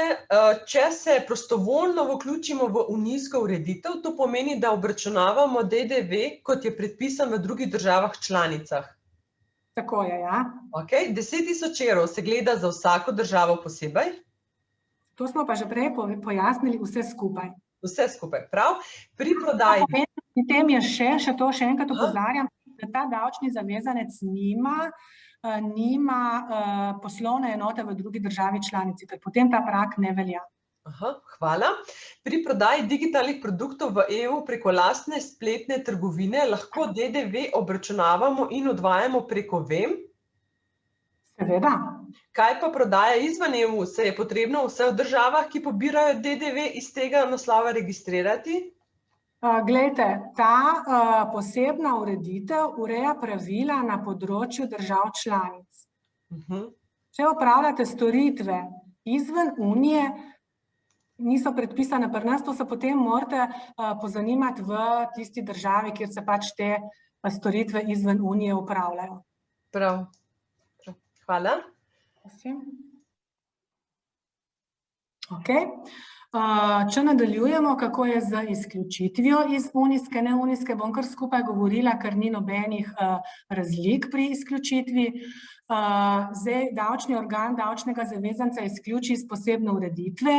Zdaj, kdaj ga izključi unijska ureditev, je to predpisano v predlaganem 130d členu in neunijska v predlaganem 126. členu. Zdaj, kdaj ga mi izključimo? Kadar davčni zavezanec nas obvesti, da ne bo opravljal več dobav, blaga in storitev, ki so zajete v tej posebni ureditvi. Lahko pa davčni organ tega davčnega zavezanca izključi, če kakorkoli domneva, da davčni zavezanec ne opravlja več obdavčljivih dejavnosti po tej posebni ureditvi. Pa si bomo to podrobneje pogledali, kdaj mi domnevamo. Potem ga izključimo, če davčni zavezanec več ne izpolnjuje potrebnih pogojev za uporabo te posebne ureditve, ali pa v primeru, da davčni zavezanec nenehno krši pravila te posebne ureditve. Kršitve so opredeljene v drugem odstavku 58b člena izvedbene uredbe o DDV in si bomo to tudi podrobneje pogledali. Samo država članica identifikacije, to smo mi, lahko izključimo davčnega zavezanca iz ene od posebnih ureditev. Če si zdaj pogledamo posamezne te točke, kdaj se davčnega zavezanca izključi.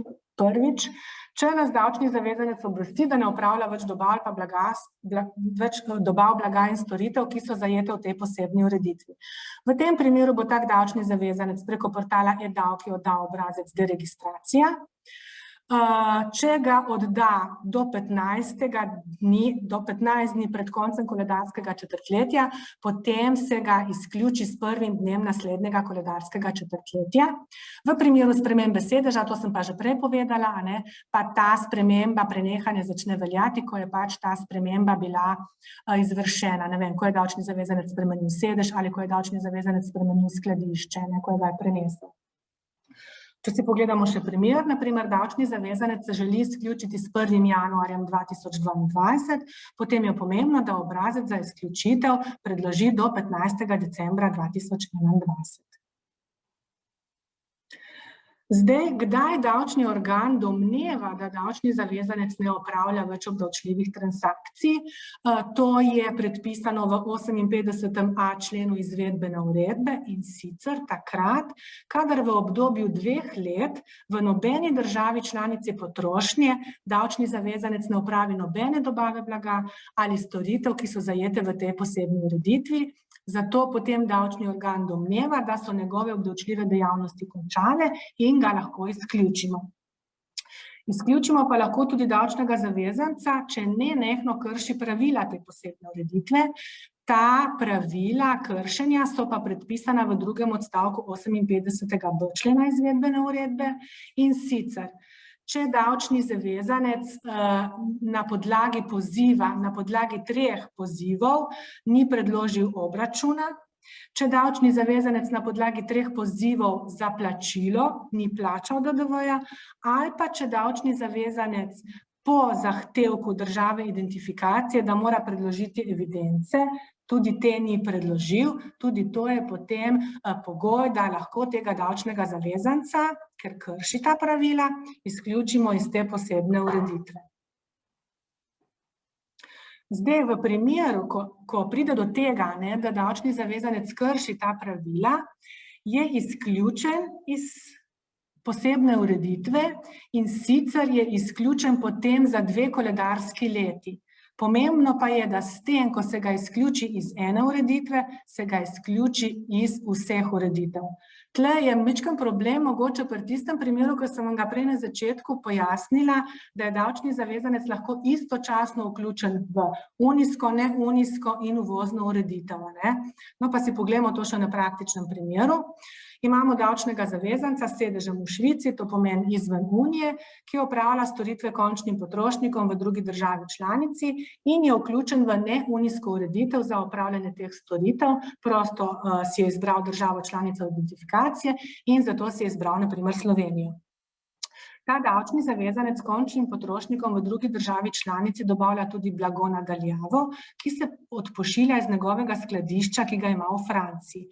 Zato se je v tej državi tudi vključil v unijsko ureditev, ker v tem vrši prodaje blaga na daljavo preko elektronskega vmesnika. Zdaj mi pri nas smo rekli, da je pa vključen v neunijsko ureditev in mi smo ugotovili, da ta davčni zavezanec ni predložil že 3 posebnih obračunov, je bil pozvan in tudi na podlagi poziva ni teh predložil, zato ga mi izključimo. S tem, ko ga mi izključimo, pošljemo informacije davčnim organom v drugo države članice, kjer je davčni zavezanec tudi vključen v tem primeru v unijsko ureditev in se ga hkrati izključi tudi iz te posebne ureditve. In zdaj smo prišli že do, mislim, da piše obračun na vrh, ja, mečkan zaslon. Obračun, če kar nadaljujemo, verjetno na tem delu glede izključitve, ker se še vključili nismo, tudi ne pričakujem nekih vprašanj in bi kar nadaljevali z obračuni.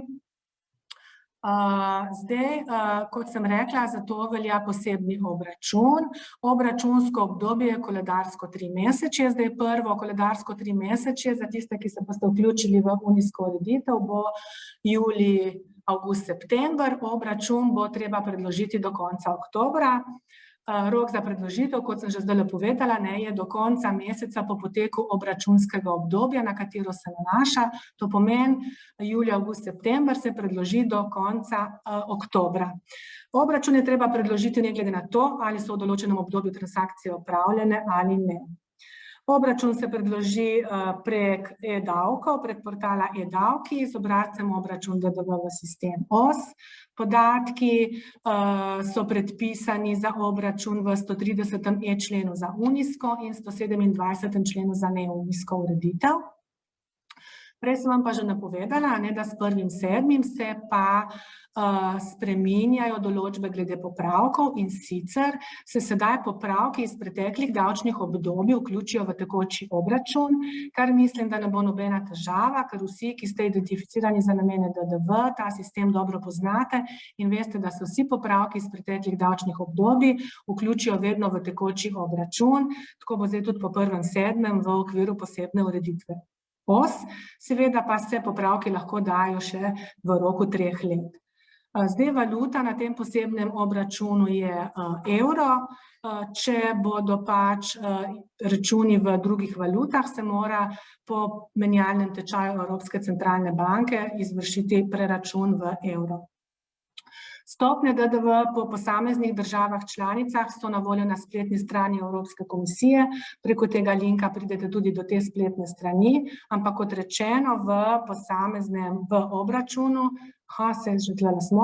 v obračunu, ki ga boste oddajali, si boste pri posamezni državi članici, boste tudi videli, ko si boste zbrali, naprimer Avstrijo, se vam bodo tam izpisale stopnje, ki veljajo v Avstriji. Če si zdaj pogledamo še ta posebni obračun, vidimo zgoraj obdobje, za katero se obračun oddaja, potem so podatki o davčnem zavezancu, ki se tudi predizpolnijo, če oddate obračun, mislim, se ga morate oddati prek portala e-davkov, ampak veste, da tudi pri splošnem obračunu se te podatki že predizpolnijo iz registra davčnih zavezancev. Tule spodaj vidimo eno okence, ki ga zavezanec označi, če v navedenem obdobju, v navedenem kvartalu ni opravljal nobenih transakcij, ki so vključene v to posebno ureditev oziroma tudi nima nobenih popravkov, ker bo potem spodaj vse prazno. Tule pa zdaj vidimo zgoraj, če pogledate, imate dobave blaga, storitev iz Slovenije in imate prvo polje tip dobave in pod tip dobave je en tak trikotnik in tam, ko se bo kliknilo na tip dobave, si boste lahko izbrali, ali gre za dobavo blaga ali za storitev.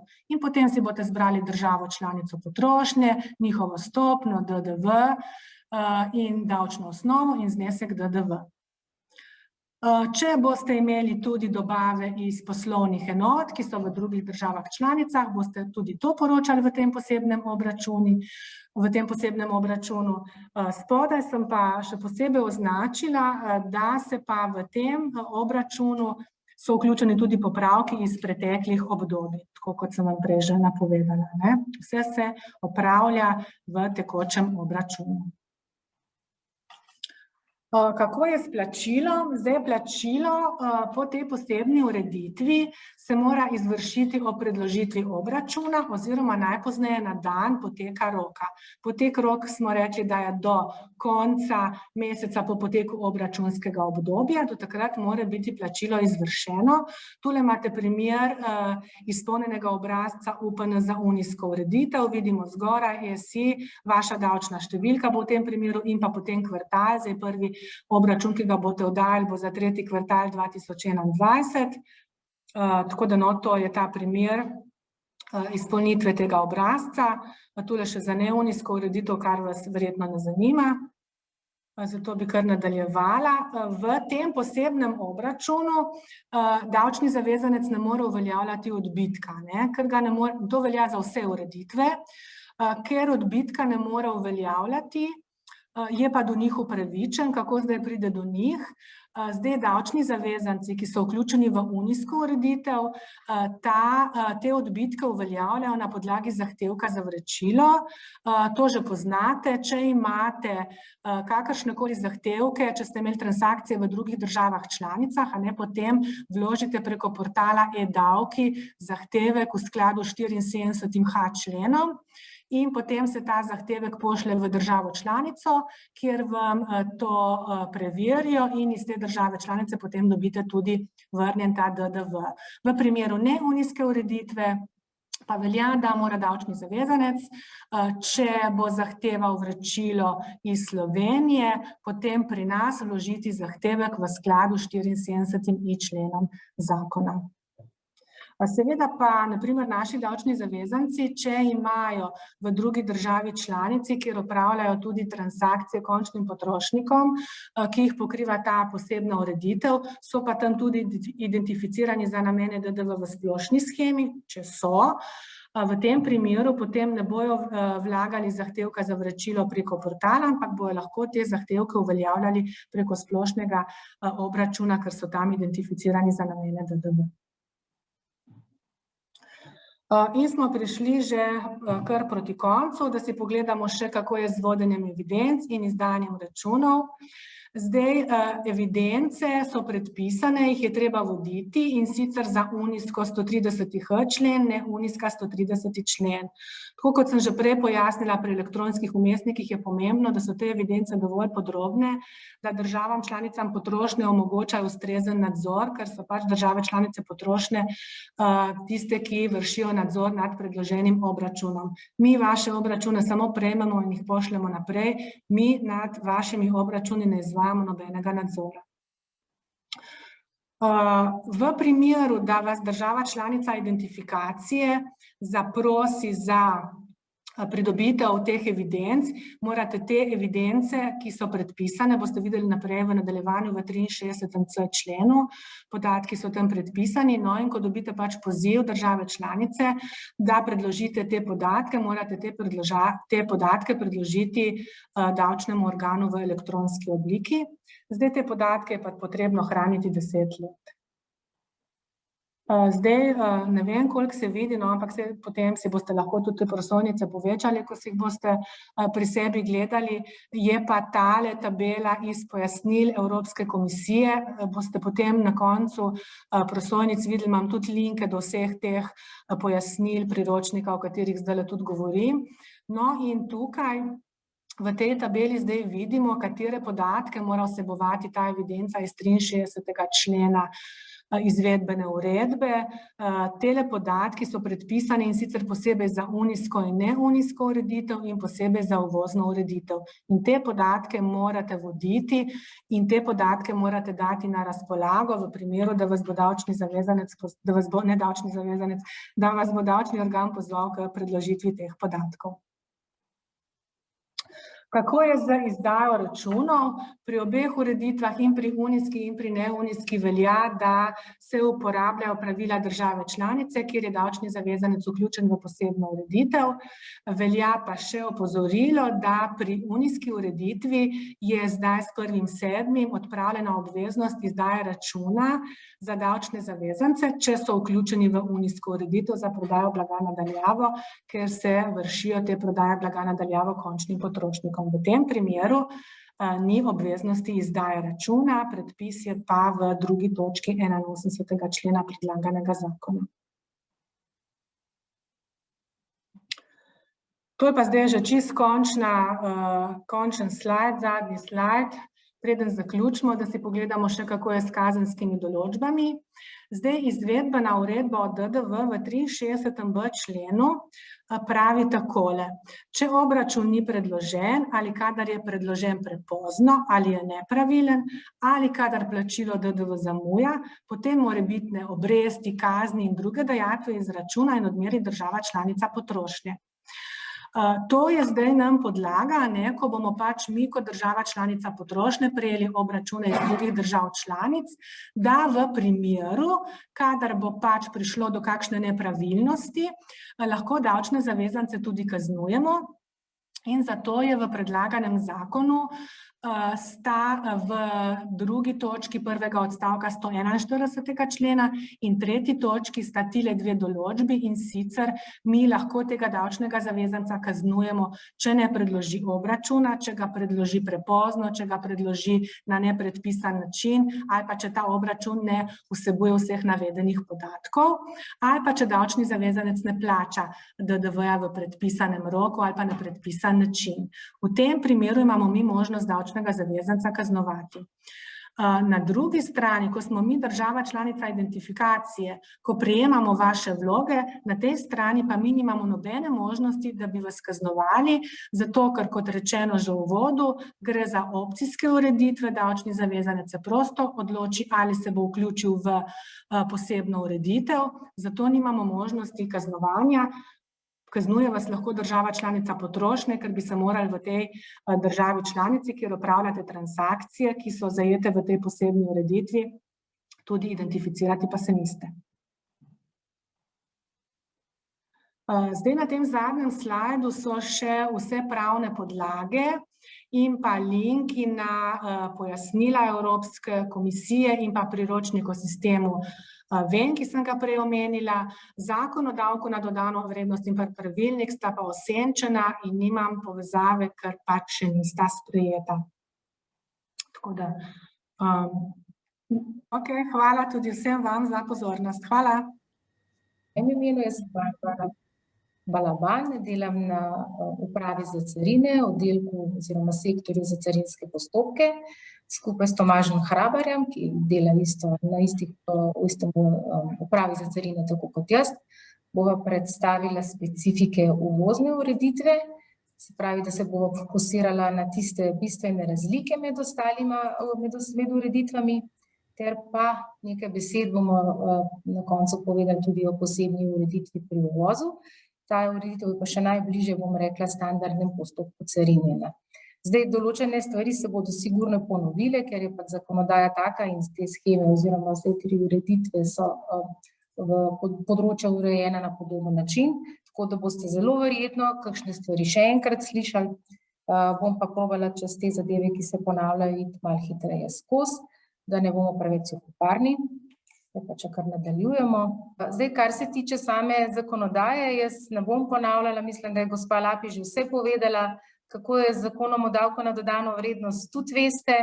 Zdaj v bistvu bolj carinski vidik, kaj je za nas, za carino in tudi za vas največja sprememba, to je pa odprava oprostitve plačila DDV za pošiljke majhne vrednosti, to so pošiljke v vrednosti do 22 €. Te so bile sedaj sproščene v prost promet samo predložitvijo blaga carini, sicer so bile nad njih izvedene kontrole, ki morajo biti nad vsem blagom, ki se vstopa v Unijo. Zdaj naprej bo treba pa od 1.7. za te pošiljke obračunati tudi davek na dodano vrednost. Moram povedati, da v bistvu to je precejšen zalogaj, tako za Pošto Slovenije, za hitre prevoznike, kot tudi za nas. Neki izračuni kažejo, da zna biti do 4,5 milijona pošiljk več na letni ravni, kar je pa kar velika številka. Sicer se Pošta Slovenije in tudi ostali pripravljajo z novimi kapacitetami in novimi zaposlenimi, tako da upamo, da bo ta prehod čim lažji in čim bolj gladko potekal. Se pravi, kar se tiče nas samih, nas zanimata uvozni ureditvi IOS in pa posebna ureditev pri uvozu, ki je še najbližje, bom rekla, standardnemu načinu carinjenja. Izjema tukaj ostajajo še blago, ki ga fizična oseba pošilja fizični osebi, tukaj v tem primeru pa še vedno ostane oprostitev plačila carine in DDV, vendar pa se v tem primeru uvozna ureditev IOS ne more uporabljati. Tukaj imamo pregled še enkrat, katere ureditve so, se pravi prvo in drugo, neunijsko ureditev VEM in unijsko ureditev VEM je obdelala že gospa Lapi, midva se bova pa bolj ustavila pri uvozni ureditvi VEM in pa posebni ureditvi pri uvozu. Mogoče nekaj splošnih izhodišč osnovnih, kaj uvozna ureditev VEM je, kdo jo lahko uporablja. Se pravi, uvozno ureditev lahko uporablja vsak davčni zavezanec, ki ima sedež v EU in prodaja blago nadaljavo iz tretjih držav. Se pravi, tisti, ki uvaža blago iz tretjih držav in jih potem naprej prodaja v Evropski uniji. Zdaj, če pa ta oseba ni registrirana, nima sedeža v Uniji, je pa mogoča prodaja oziroma registracija, ne prodaja, preko posrednika. Pogoj za uporabe te ureditve je identifikacija v sistemu IOS. To je v bistvu del OS-a, ki se uporablja za uvozno ureditev in je vezano na uporabo individualne identifikacijske številke, na podlagi kateri je mogoča uporaba te ureditve. Kdaj nastane DDV obveznost? DDV obveznost nastane v trenutku dobave v državi članici, ko je bilo plačilo sprejeto in pa po stopnji te države članice. Od stopnje ste slišali že prej, tudi povedala je gospa Lapi povezave, tako da se tukaj ne bom ponavljala. Tukaj je pa ta prva razlika, glede na to, na ostali dve ureditvi, tukaj je pa mesečno poročanje, se pravi, da za tekoči, za mesec nazaj se v bistvu poroča, bom kasneje povedala več o tem. Kar se tiče samega nakazila, se pravi, država članica identifikacije je tista, ki poskrbi, kot je bilo že rečeno, da se DDV nakaže vsaki državi članici in sicer najkasneje 20 dni po koncu meseca, v katerem je bilo to plačilo prejeto. Kako poteka prijava v uvozno ureditev? Kot sem že povedala, so lahko to dobavitelji s sedežem v Uniji, ki blago prodajajo kupcu v Uniji. Običajno preko svoje spletne prodaje. Če pa govorimo o dobaviteljih, ki nimajo sedeža v Uniji in prodajajo blago pri kupcu v Uniji, pa lahko neposredno, vendar to samo če so iz tiste države, s katero je Unija sklenila sporazum. Mislim, da je v tem trenutku to samo Norveška. V ostalih primerih pa pa lahko to ureditev uporabljajo preko posrednika, se pravi preko osebe, ki se za njih registrira in za njih opravlja vse obveznosti v posebni ureditvi IOS, uvozni ureditvi IOS.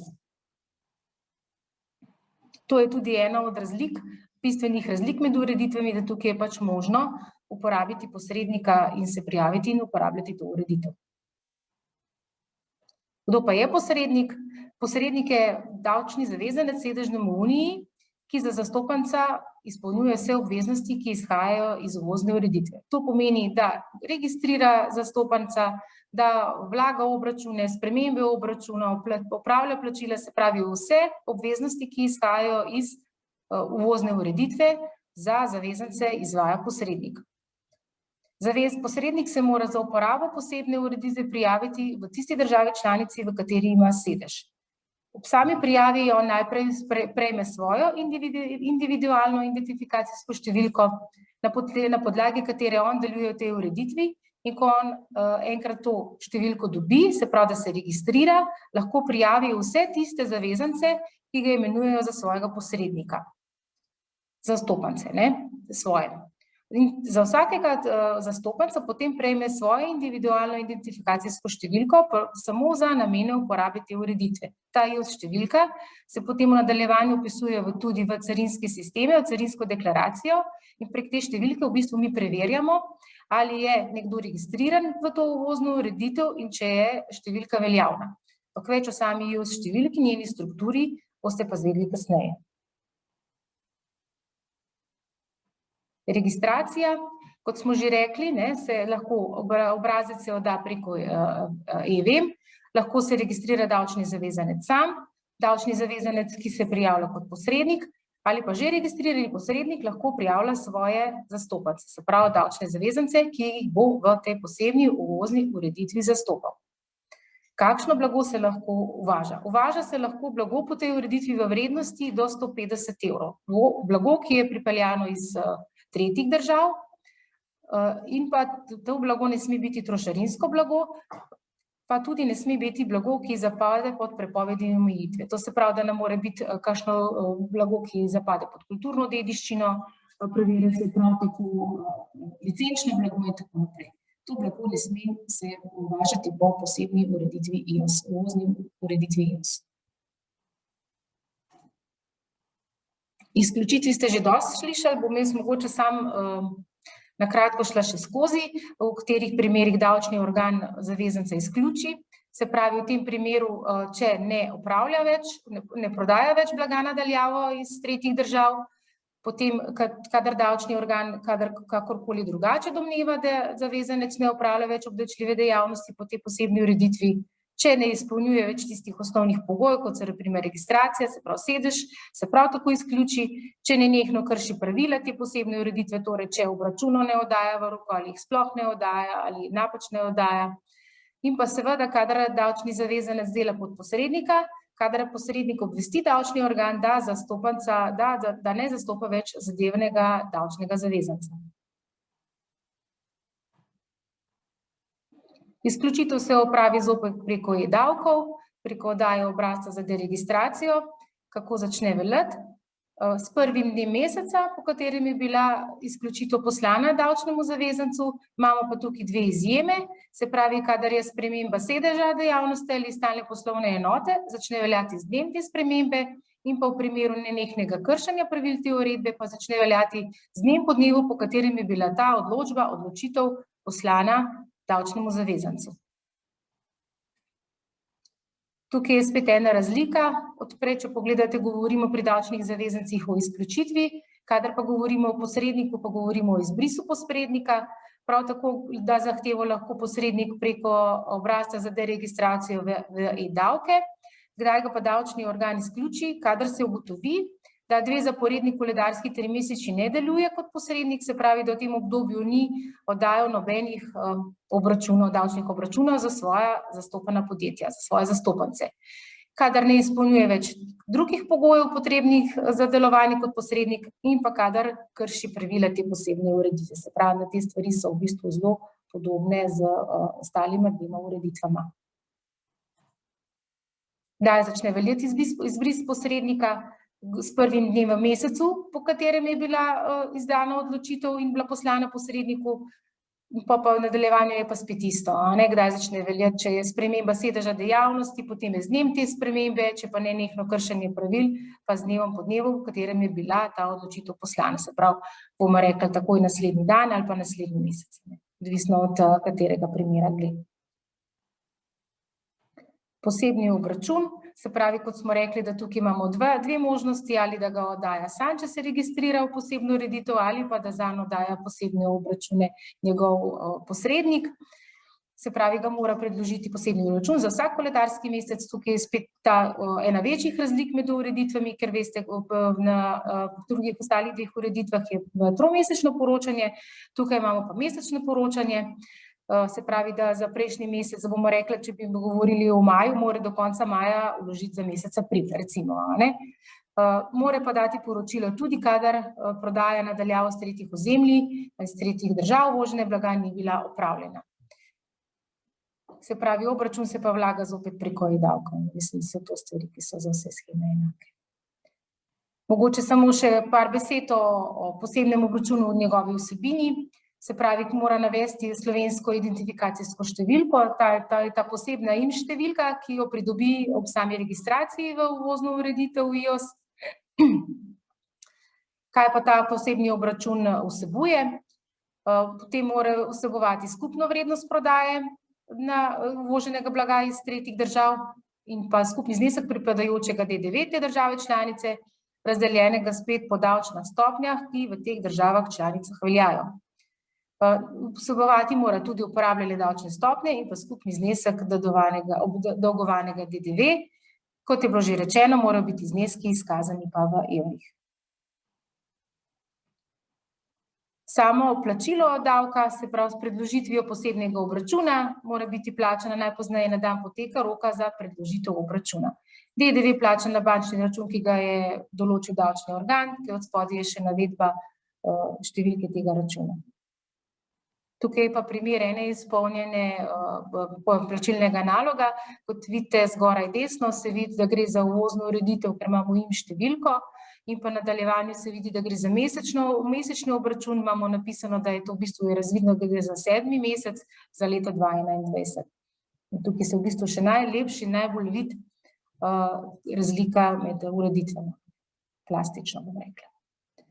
Prav tako kot v ostalih dveh ureditvah je zavezan tudi vodenju evidence in pa izdaji računov. Mislim, da tukaj ni nobene večje razlike, razen tega, da mora pač posrednik voditi evidenco ločeno za vsakega davčnega zavezanca, ki ga zastopa. Vse ostalo je pa enako kot pri ostalih dveh ureditvah, to jaz mislim, da nima smisla, da še enkrat vse skupaj ponavljam. Tako.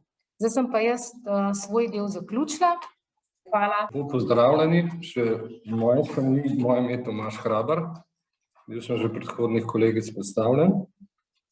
Sedaj bi pa še na koncu še nekaj besed povedali zopet o uvozni ureditvi, tokrat tudi v povezavi s carinskim sistemom oziroma uvoznem carinjenju pošiljk male vrednosti. Pri carinjenju se vloži carinska deklaracija z naborom oziroma nizom podatkom H7. To je v novi prilogi delegirane uredbe, to je carinska zakonodaja. Kaj to pomeni? To pomeni manj podatkov v carinski deklaraciji in to pomeni tudi bistvena zadeva poenostavitev obračunavanja DDV pri uvozu malih pošiljk iz tretjih držav pri prodaji na daljavo. Zopet ponovimo, izpolnjeni so sledeči pogoji, gre za sprostitev prost promet, postopek 40.0.0, to je klasična sprostitev prost promet, brez predhodnih in kakršnihkoli postopkov. Vrednost blaga v eni pošiljki do 150 evrov, gre za carinsko oprostitev, vpisana IOS številka, IOS VAT ID number, več o tej številki bomo videli na naslednji prosojnici, to je v bistvu pri uvozni ureditvi, vpis te številke v carinsko deklaracijo, pač določena polja pripisana. Gre za DDV oprostitev, ni trošarinsko blago, ni blago prepovedi in omejitev, direktna dobava iz tretje države. Blago ni dano v postopek carinskega skladiščenja, tukaj govorimo o postopku carinskega skladiščenja. Deklarant z vložitvijo tako imenovane carinske deklaracije H7 izjavlja, da so izpolnjeni pogoji.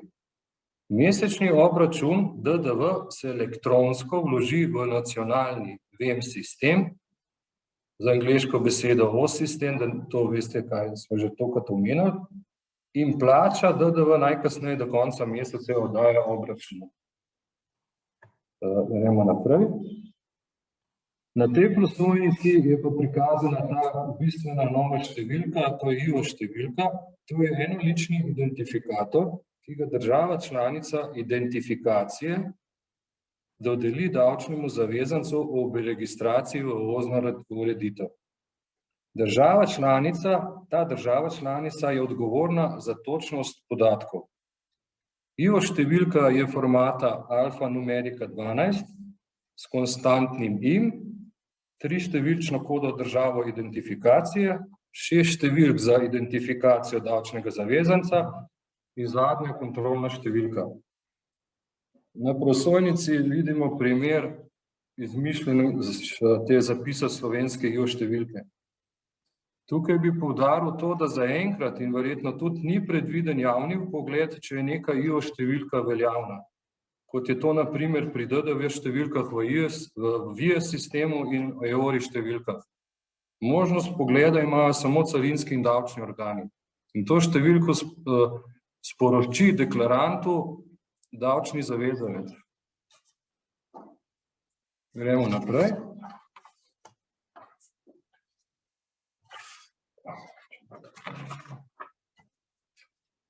Na tej prosojnici je schematsko prikazano sistemsko preverjanje IOS številke, ki je vpisana v carinsko deklaracijo za pošiljke male vrednosti. Na levi strani sheme je prikazan nacionalni VEM sistem, kjer se dodeli IOS številka in pošlje preko komunikacijskega omrežja v evropski IOS centralni register. Vidimo na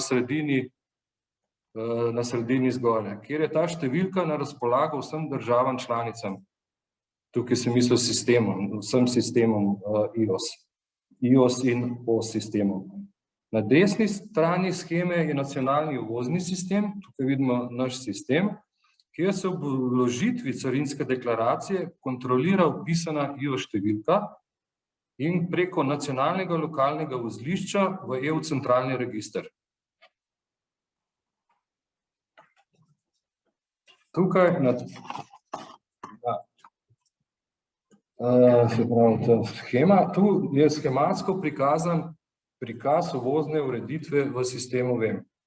Prva sličica oziroma piktogram prikazuje registracijo prodajalca ali elektronskega vmesnika platforme v sistem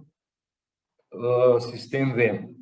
Se pravi, sledi kupec kupi in plača blago na daljavo, sprejem plačila vključno z DDV, dobava pošiljke iz tretje države v EU, vložitev carinske deklaracije, carinska kontrola, carinski organi preverijo IO številko, blago, vrednost in še ostale podatke H7 in pogoje. Potem je dostava v namembni kraj do kupca. Kupcu DDV zaračunan ob nakupu se ne sooča, se pravi v tem primeru, ko je IO številka, je DDV zaračunan ob nakupu in se kupec ne sooča z nepredvidenimi dajatvami ob dostavi. Sledijo podatki o uvozu, se pošiljajo v Evropski centralni carinski nadzorni sistem, tako imenovani sistem surveillance, kjer so na razpolago, to je v bistvu razpolagalni sistem tudi za davčne službe. Potem pa sledi izmenjava uvoznih podatkov z davčnimi organi držav članic za preverjanje DDV-ja. Če gremo naprej.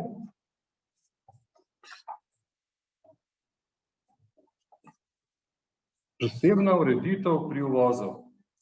Posebna ureditev pri uvozu, angleško special arrangements, ta ureditev se uporabi, kadar pri uvoznem carinjenju malih pošiljk ni IO številke. Tukaj bi poudaril zdaj to razliko, da tukaj mogoče ta izrazoslovje, da se na domov zmešnjava. Posebna ureditev pri uvozu, da ni IO številke.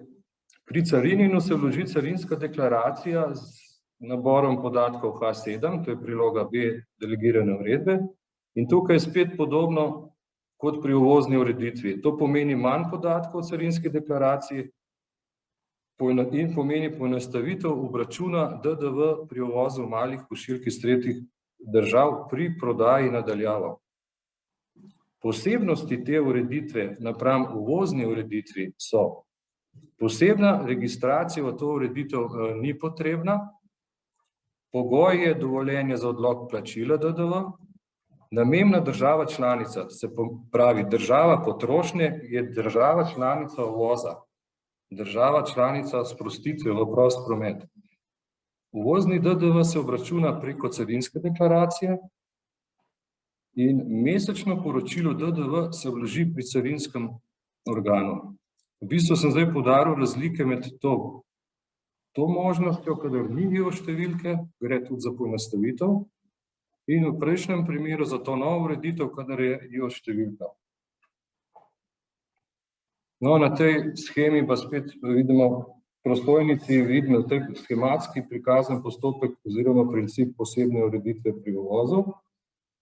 Tu vidimo, kot sem že omenil, določene razlike napram uvozni ureditvi, kadar se uporabi, v prejšnjem primeru, kadar se uporabi IO številka.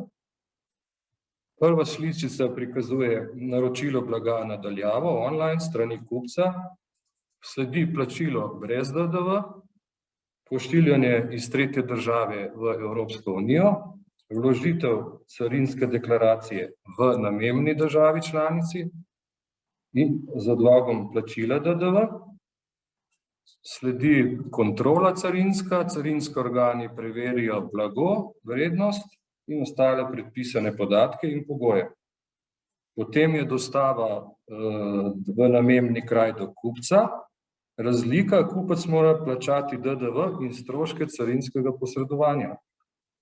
Podatki o uvozu se pošiljajo v Evropski centralni nadzorni sistem in na koncu, mislim že deklarant vloži mesečno poročilo pri carinskem organu in plača DDV do 16. meseca v mesecu oddaje poročila. To pa v skladu s carinsko zakonodajo. Toliko z moje strani. Hvala. Iskreno se vam zahvaljujem za vaše predstavitve. ki bodo zagotovo, in seveda vaše izčrpne odgovore, ki bodo zagotovo pomagali udeležencem pri njihovem poslovanju. Vsi udeleženci boste prijeli prezentacijo in povezavo na videoposnetek današnjega dogodka. Naj še dodam, da na naši spletni strani si lahko spremljate aktualne podjetniške informacije in če potrebujete kakršnokoli pomoč ali nasvet pri vašem poslovanju, lahko kontaktirate naš svetovalni center ali pa vašo območno obrtno-podjetniško zbornico. Nečlane pa seveda vabimo v naše vrste, da izkoristite številne ugodnosti članstva in postanete del največje strokovne skupnosti. Prejeli smo še vprašanja za FURS, samo trenutek. Če se vam še kakšno vprašanje iz področja DDV-ja, imajo klicni center, številka je 08 200 1002. Pisno vprašanje pa lahko zastavite na mail gfu.fu@gov.si. Tako. Jaz se vam zahvaljujem in želim vam lep preostanek dneva. Hvala vam, nasvidenje. Nasvidenje.